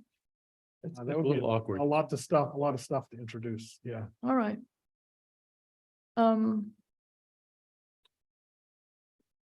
What can I say? The cost has gone up a lot. Cost of everything's gone up a lot. Well, Sam, go ahead. A few comments. One, I think part of what we've seen historically is that we used to get paid for recycled stuff. A reasonable amount of income from that, and that went away. And so that put more financial pressure. I've always been a fan of some subsidy here, and the $100,000 always seemed to me to be a reasonable number that the town subsidizes. I think that as one who spent a sizable amount of time at the transfer station, I think that that's actually an important social scene for the town. I can't tell you how many times I see people come in there and say, "Hey, Fred, Sally, had been 6 months since I've seen you. What's going on with the family?" And people interact there socially consistently in ways that I think people find great value from. And so that's one reason, Al, that I would not be in favor of privatizing. That's- Privatizing. What do you this. replace that social Yeah, thing? yeah. Yeah. And we don't have enough of those opportunities. So, and I also, I agree with part of what Kathy says. I think that there should be some fee for seniors. My trash costs just as much to dispose of as Andrew's trash. And so I think that And, you know, people make the argument that seniors, you know, don't have kids in the school system, so they deserve some subsidy or whatever. I think you can go down the rabbit hole with that quite a bit, but it seems to me that some structure where, in fact, you try to keep prices competitive or fairly level, because I think it's critical that we keep volume up there. And I think we should do a better job of informing people who are new to town through the town clerk's office. I see sort of the one-page handout that says, here are the things you might consider for using the transfer station before you buy a private hauler. I've talked to a number of folks who are relatively new to town who say, I didn't even know about the transfer station. I thought what you do is arrange for private haulers to do it. So the goal for me is to have a net of about $100,000 worth of cost on the town. If we had a fee, and I took the numbers out of the spreadsheet and did a little playing with that, but a fee of something like $260, which is the current fee. And I like the idea of charging more for the extra sticker, a little bit at least, to cover the cost and make, you know, it's a convenience for people. And I think there's some value in that. So I said $260 for the sticker, $20 for additional stickers for the non-seniors, $50 for seniors, and $10 for additional senior stickers. That comes out to about $535,000, which is adds a little bit of margin, because I think if we bump the prices up a little bit here, we're going to lose some customers potentially. And so I wound up with about basically this net $100,000 subsidy with those kind of numbers as a reasonable ballpark. So that structure, my model says seniors get a discount with the option to apply for the waiver. I think there are people who will find $50 hardship, and I think we ought to be generous about that. And then aim for that balance point where we've got the $100,000. So that's sort of where I'm coming out on. So for Direction. It's people, an 80% discount. Yep. Versus 100 today. So I understand. So So Al, what do you pay for private hauling these days? I've got to go and look. That's my wife's department. We divide and conquer, and paying the bills is her department. numbers I've heard like 400 to 600, depending on how you. Yeah, I think that $400 to $600 is sounds about right. So it's Yeah. it's more than this. It's more than this. More than this, it is more, it's, you know, an order of magnitude more convenient. You know, we wheel a cart down to the end of our driveway like everybody else does. And so Sam, you would have no increase in the base sticker price. Well, effectively, anybody who has more than one sticker will have an increase, but the base stays the same. That would be my thought. So there is a way, if you want to, you know, have a flat fee, you have that choice. But many people do have multiple stickers, so. And again, you know, one person's opinion, but that's sort of what I think would be palatable for people. People will not be happy, seniors would not be happy doing this. On the other hand, I talked to a lot of seniors who say, yeah, my trash does cost the same amount. I'd hope to get a break on this, and this is a pretty substantial break actually in terms of pricing.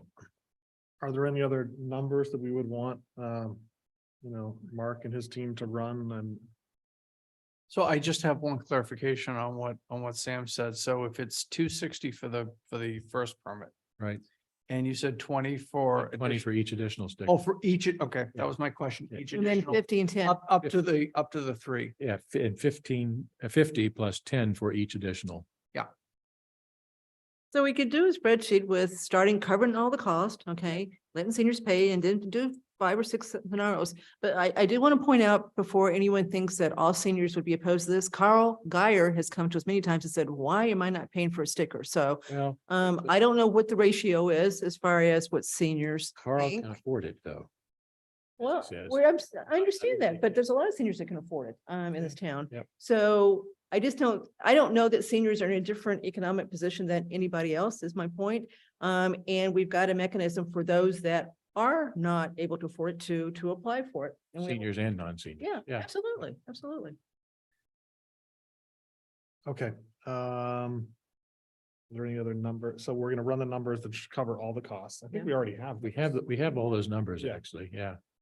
Right, so so if you looked at what I had sent out to you, if you took a look, and again, this spreadsheet that I believe. you This know, is the 4 o'clock email. Yeah, this is, yeah, with Miss Galligan, This was in the packet, but then I yeah. has to then. So Miss Galligan had been maintaining, you know, if you wanted to cover everything, and continue to, basically not be charging seniors anything, you know, your permit fee to cover everything would be about $344, $345. Yep. Okay, and then if you wanted to put in a senior rate, you know, it would drop that down. So say, if you're looking in the vicinity of some of what Mr. Stivers was talking about, it'd be about 323 for non-seniors and about almost $50 for a senior rate. But again, that doesn't incorporate costs for the additional permits either. So you can, so again, you can play with this. So I think what would be helpful is if there are different scenarios. We've talked about, I think, 2 scenarios tonight as to how to do this, and we can put this together for you so you can see it. So if there's other things that you want to see, I don't need them tonight, but over the course of the next couple of days and everything, to give the finance team a chance to work this together. Well, one would be with the $100,000 subsidy. I Yeah. think that's Okay, so- in the back of so- the envelope. So iPhone, basically, yeah. I guess I'd refer that as the Dan Calenda method. I believe it was when Dan was on the board. That was, and again, we were talking about pay as you throw, but Yeah. that was the issue. The board had said, okay, we agree that we'll keep 100,000 on the tax rate, everything else on the permit fee, and we've obviously gotten away from that, you know, with the increase in costs. But with a number as high as 323, you'll have people dropping off and just say for another $70, I can get somebody to haul it. So you'll probably lose people. You get back to Mr. Hamilton's point of, you know, should we be doing this? And if we're gonna cover all of our costs and say, this is what it costs for us to do the service, do we end up driving people towards a curbside approach, Mhm. which then eventually Driving us out of business. drives us out of the Yeah. business? And there have been towns that that's happened to. I believe Wayland had that problem. There's some classic cases, that's Yeah. right. Yeah. yeah. So did you read John's report when he came back to do whether to do the hopper or not? It was a long time ago, but as I recall, he was gravely concerned about people finding alternative means of disposal that along the streets. Right, yeah. And I mean, it was his Yeah. normal John Butler, you know, Yeah. deep dive. But he also did point out that, you know, these are fixed costs, right? So we need to encourage, we need more customers. We got room for a lot more customers. Yeah. So we should do what you said, which is make sure new people come to town, get a piece of paper saying, we've got this great, lovely social gathering that you can go to. And And you a know, swap and shop. you can get rid of your trash at the same time. But one thing Sam said is slightly inaccurate as far as the costs go. Not only is the recycling not paying us, we're paying We're paying, recycling now. It's yeah. actually, in John's numbers, it was costing more to haul away the recycled stuff, the plastics, than the regular trash. Yeah, That's how far. If we out of throw it balance it's got. in the pit, Yeah. it costs us less actually, but that's Yeah. it violates state law, so. Can't do that. So I think we've got an idea of where we want to go for the next meeting, right? So I've got three scenarios. I did tell other members of the finance team to clear their schedules for the 20th.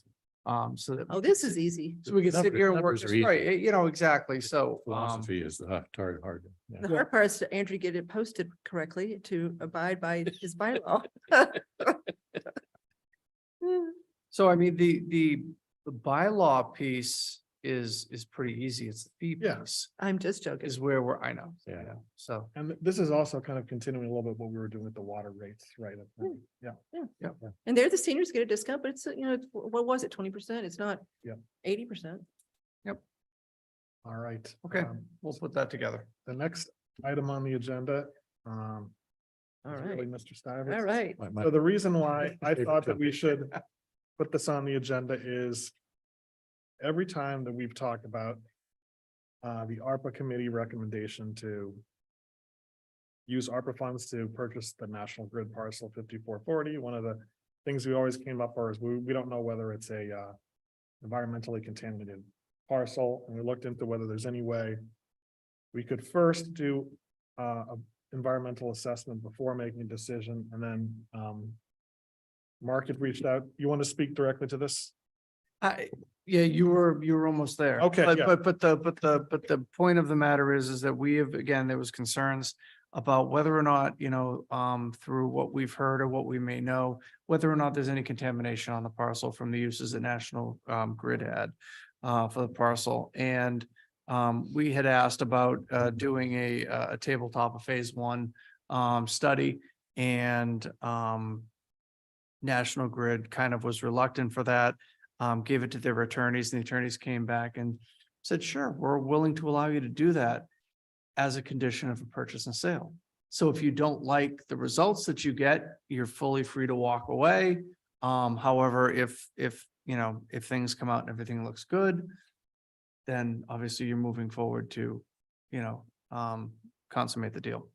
So, you know, in talking with the chair, you know, I think he wanted to put this on the agenda so we could have the conversation, determine once and for all, you know, is this something, and maybe not once and for all, but, you know, do we want to move this, you know, do we want to move this forward, but really with the understanding that we are going to purchase this property if everything comes back as we think it should. The one caveat, because one of the board members had asked a question about, you know, if we are using ARPA money, can we just simply go and purchase this?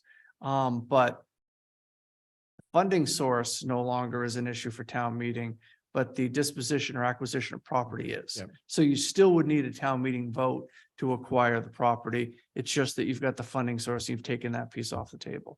And the only other piece I will add, since you made the mistake to give me the floor, is we talk about purchasing the parcel, right? And we talk about spending, you know, 250, 260, whatever it ends up being. But I think that that's only the first part of the picture, because we really have not, we've talked about possibilities of what we could use the property for. But again, there's also price tags beyond simply the purchase price to do that.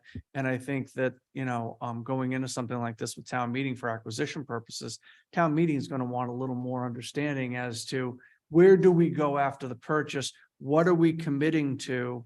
If we go ahead with this purchase, what are you going to be looking for, you know, to make this property usable, whether it's for wastewater, whether it's for parking, whether it's for, you know, a playground, you know, how, or it's all of those things. Okay, I'm done. Is this the parcel that's behind the Pizza House? Yes. Yes, right. Okay, my turn. Your turn. It is challenging in a number of ways. Just as a little background, I've been interested in this for a while, as folks know. As Mr. Bennington suggests, every time we've talked about this previously, Ms. Malinowski moves to take money out of my $250,000 ARPA grant. It's now down to 235, I think. But it's currently assessed at 276.8 thousand now. It's gone up a little bit this year. Taxes are about a little over $4,000 now on it that they pay on it, so that we would lose that tax revenue. For folks who haven't followed it, this is a 1.67 acre parcel behind the House of Pizza that has a neck on it that goes basically down the driveway there. So the driveway back to the back of the building is National Grid property. And then the property itself starts at the back end of the parking lot behind the House of Pizza and goes down the railroad track behind the houses on School Street there. So there was a National Grid substation there. Apparently, I actually talked to a retired National Grid person, Mass Electric person, who told me that in the 1960s or something, the transformers there blew up and caught on fire one day. It created quite a stir in town, but they then abandoned that substation. So there was something back there. Hard to know exactly what is in the property itself now.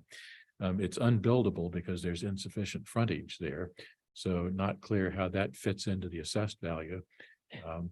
And possible uses, as Mark suggested, are things like parking for Main Street. If we had it, we've got the driveway back there, and there's been a lot of conversation from the EDC and others about finding ways to support the downtown business community with some more parking. Not clear what St. Mark's is going to do with their parcel from the old fire station, police station property, but that may draw traffic down there as well. So parking can be interesting for that. Playground is a possibility. In fact, if there is contamination on the site, there are towns that have paved over those kinds of properties and put rubberized stuff on the asphalt to used for playground. In fact, Wayland has a nice playground. It's asphalt with rubberized cover on it. Wastewater is another possibility in terms of, again, of having a small wastewater plant for downtown, for example, that would support business activity there. And other kinds of gathering areas for folks to have, maybe a home for the old gazebo. Who knows? But those kind of uses and the old adage, they're not making more real estate. So I think having access to that kind of property opens the possibility for doing a variety of things downtown that I can't list right now, but to me, that's an interesting opportunity. So how do you go about acquiring it? One, clearly we could talk seriously with National Grid about a purchase and sale agreement, see if we can agree on a price. I gotta believe that the situation there in terms of possible contamination and unbuildability would have an impact on that price. I don't have any idea what it would be. It has been suggested that the town could consider taking the property. And if we did that, then that opens the door in terms of the appraised values, and negotiation around that is pretty uncertain. There, you might think about long-term lease, for example, the property, give us a 99-year lease on it, and let's see what we can do with it if possible. The funding, again, as Mark and Andrew have said, ARPA money is there. If we needed more funding, we'd have to go to town meeting for that potentially.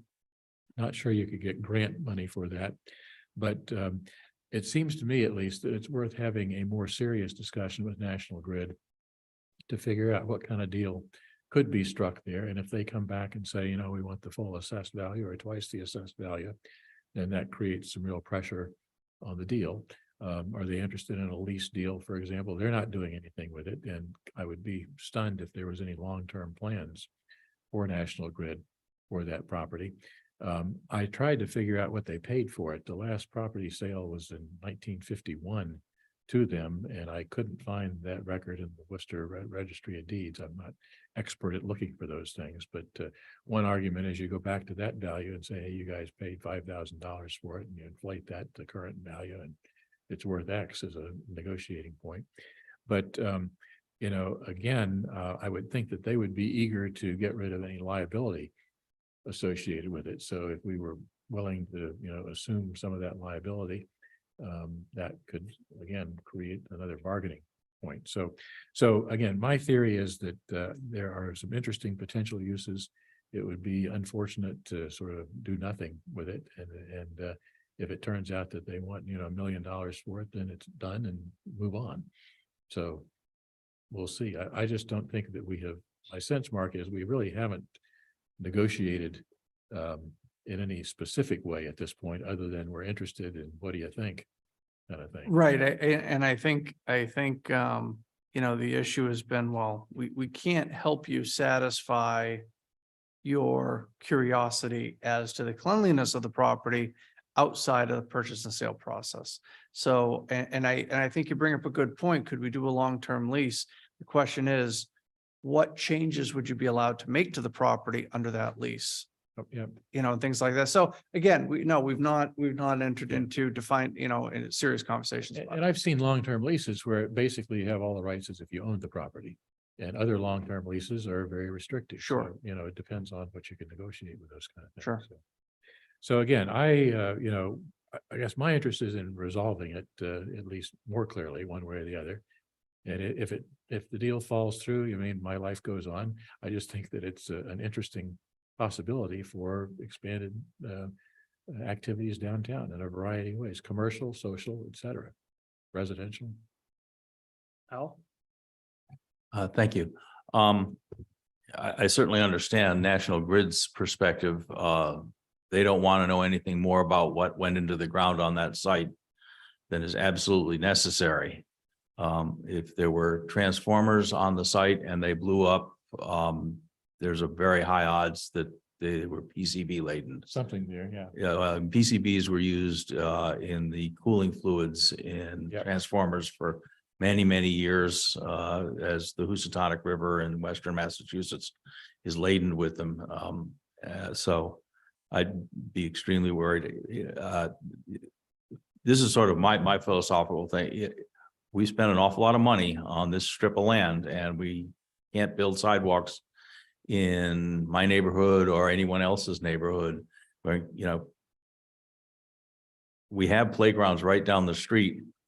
So, and, you know, I recognize that there is a sewer problem or a septic system problem in that neighborhood. I'm not 100% sure that it's our responsibility to solve it, but I think we got, you know, we want to make an offer on the property. We better be very careful about understanding, you know, what's really in the ground there, because yeah, that could be a nightmare. I think it's a piece of property in the middle of town and we should move forward, get it tested and then move on from that. It doesn't, you don't get a piece of property in the middle of town every day. Kathy? Oh, Mr. Stivers, this is.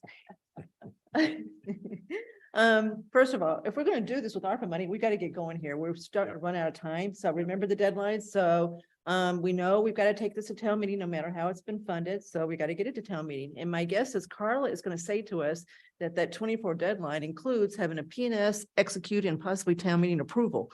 And then you close after that, but you got a lot, then that will take a while to get done. Right. Okay, so that's process, right? As far as the piece of land, we just approved $2 million to fund the cleanup of Breakneck Hill. I don't want to end up with a piece of property where we've got what Al just described. We have to know what we're buying. So I would never vote for this unless we absolutely knew what was down there. I don't want to assume any liability from National Grid whatsoever.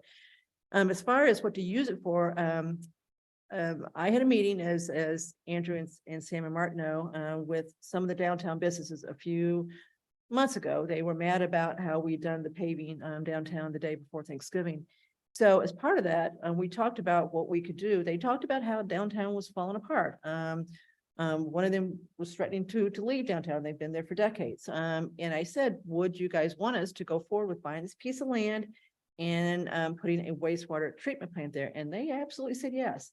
Marlo's Restaurant pays, they have to have their septic system pumped every 18 days and they pay $800 or $900 a shot at it. So it's a lot of money for a small restaurant to absorb that cost.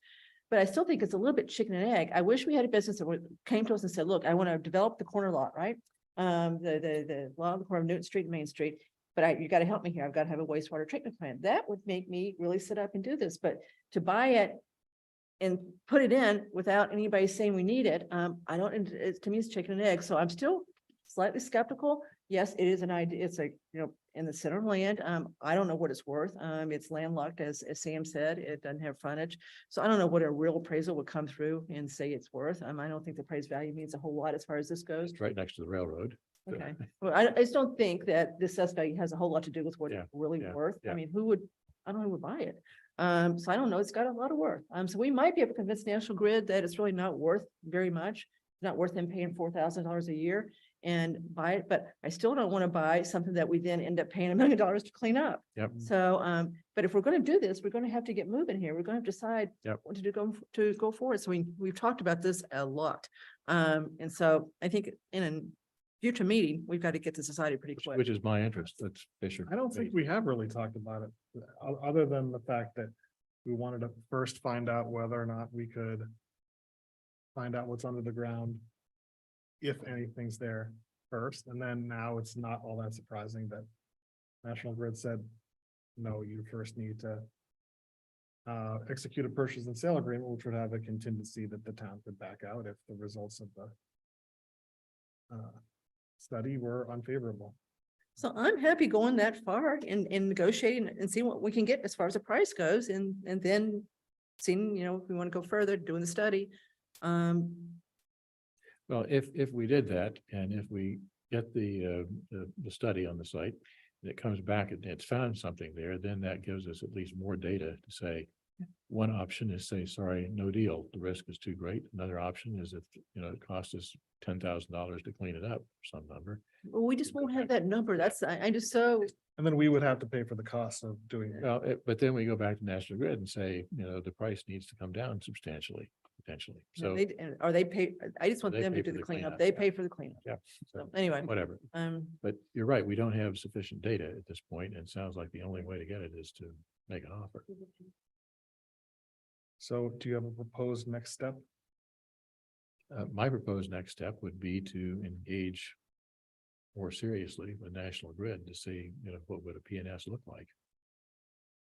Okay. So is this something we would put on an executive session to talk about how to approach that, or is it involves an interest in real estate? I guess I would feel uncomfortable in public session talking about negotiating strategy for acquisition of property. I think that's an exception to the. It is, Yes. yes. As I recall. Yes. So, Okay, and maybe get town council involved in that, because I think he ought to have an opinion on what we should do, not do in terms of this negotiating process. So do we want to add that to the executive session for the 20th? we're already having one to do the. Well, Right. Yeah, Yeah. if we can. Okay. And see if Mr. Talman's available. Sure. Okay. Okay, okay, thank you. Progress. Progress. Yeah. We hope. all right, we're clocking in now at the 10 o'clock mark. Seems like we're doing pretty well so far. Over, under. Discussion of boards, June 3rd, our planning session, so. Had some discussions with Vanessa and Mark, and what we'd like to do is to have this, it's our offsite meeting at the Public Safety Building. And so it's not like a corporate retreat where Hush yeah, settings. still subject to the open meeting law and, but Cater- our accommodation to have it more. That collaborative works, and that works relaxed well, will though. be, That works well. We set up the tables in a square rather than like this. And we're gonna bring some food like we did last time. And last year, we used a consultant to help kind of facilitate and guide the discussions, but I think we kind of know the playbook. So what else should I mention about the format? I think that this would be a special meeting, so there wouldn't be any need to have public comment at the beginning and the end. And it's not required that we have the videotape of it. We could simply just Public meeting. public meeting, if anyone wanted to show up and watch us, we could do that. but- Well, I was gonna say, we're gonna be fooling with the owl down there, so. Yeah, well, apparently if you watch I was reminded, if you watch the video of, And go back to the working group. oh, no, well, we had many troubles with the owl, but setting aside, if you watch the video of the offsite meeting, owl generated from last year, because our facilitator was walking around and he was walking around. Much of the video is just the rear end of our facility. So, because he was walking in front of the camera most of the time, so. Does that make sense to have we'd have a public meeting, but without Yeah, so owl people or have to or come, sync? Yeah. have minutes to look at. And so there's some categories that Peter Heckenblecker, the consultant from last year, had, and then what I was going to propose is that everyone takes the time to think about 3 proposed goals under these headings and then send them to Vanessa by Monday morning, and then she would have the opportunity to collate them. So if there's, 3 people have the same goal, she would indicate that. 3 per heading. Yes, 3 per heading. Let me see if I can get the headings that we had last time.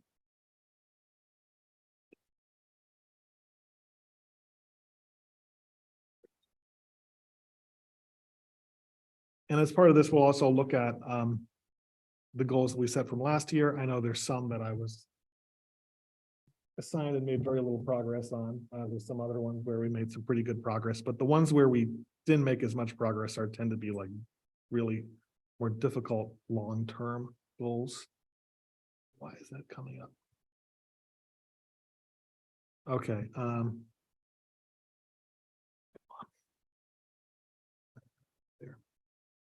But Mark can send this out. yeah, but let me get these here. Infrastructure, HR, boards, committees, and employees, that's a second. Finance, community development, and was where last year a lot of the EDC, affordable housing stuff was under.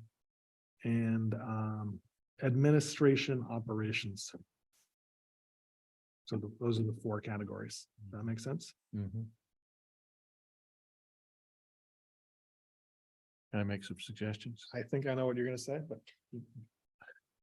I don't know what I'm gonna say. Okay, all right. Is it about the number of goals you're allowed to submit?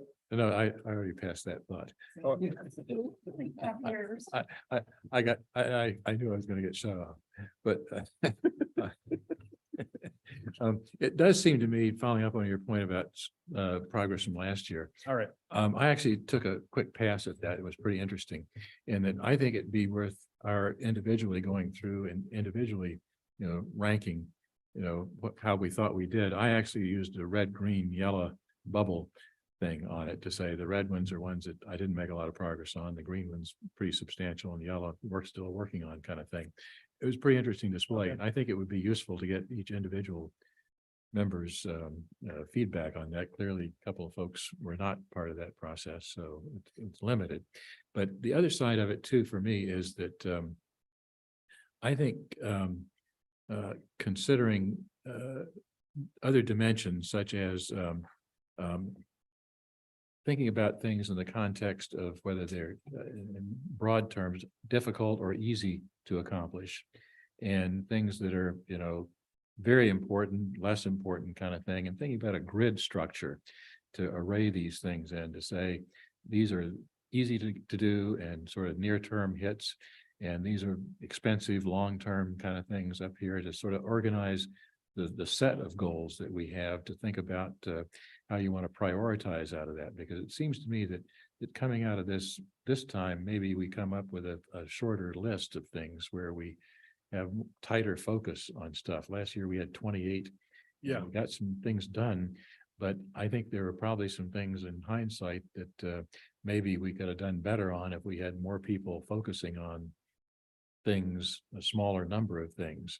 And I don't quite know what the right answer there is, but I think that's an interesting conversation to have. I'd be happier really doing a bang up job on one critically important thing than doing reasonable progress on, 10 others that are less important. And I don't quite know how to balance that, but I think that's an interesting conversation. Well, that's why I thought of just 3, and then there'll be overlap. So Yeah. I thought, 5 becomes, I think that's what we did last year. Yeah, It was yeah. 5, and I thought that was too much. And, Yeah, but I do think it makes sense to have, think of some moonshot goals under Yep. 1 or 2 different categories, because I already started to flesh out what mine are, and most of them are just completing things Yep. that are already halfway underway or. Yep. Which is one-quarter important, underway. certainly. Very important. yeah, you got to finish. But also, you're right, you have to think big thoughts about some things that are, long-term, but Yep. very, very impactful if we can get them done. And another reason to keep it kind of more focused is there'll be some unanticipated event that happens over the next year that consumes a lot of time. We Sure. don't know what it is right now. Yep. Yep. Can I say that the sidewalks and the road being paved have been transformative in the last 3 months of what this town looks like downtown? It's amazing. It looks really, really good. By the fall, so much is going to be done as far as this part goes. So I think, Sam, that makes sense. I don't want to spend too much time on analyzing the goals from last year. I would want to analyze them because some of those probably should be carried forward if they Right, didn't get yeah. done. But I don't want to spend a lot of that meeting talking about, No, how well you did on this. I just would want to look and say, okay, these got done, these didn't, and these should be carried forward. yeah, but, and I agree with you. I don't think you look back too much, but I think it's interesting to sort of see, how we did. And maybe there's a message in there about, gee, why did we do so well on these things? And why didn't we do so well on these other things? And can we learn from that going forward? All right. Mhm. Last item on the agenda is public comment. Anybody left in the audience? We've worn them out. Who? All right, is there a motion to adjourn? So moved. Second, third. All those in favor? Aye. I saw that look, I'm not saying anything.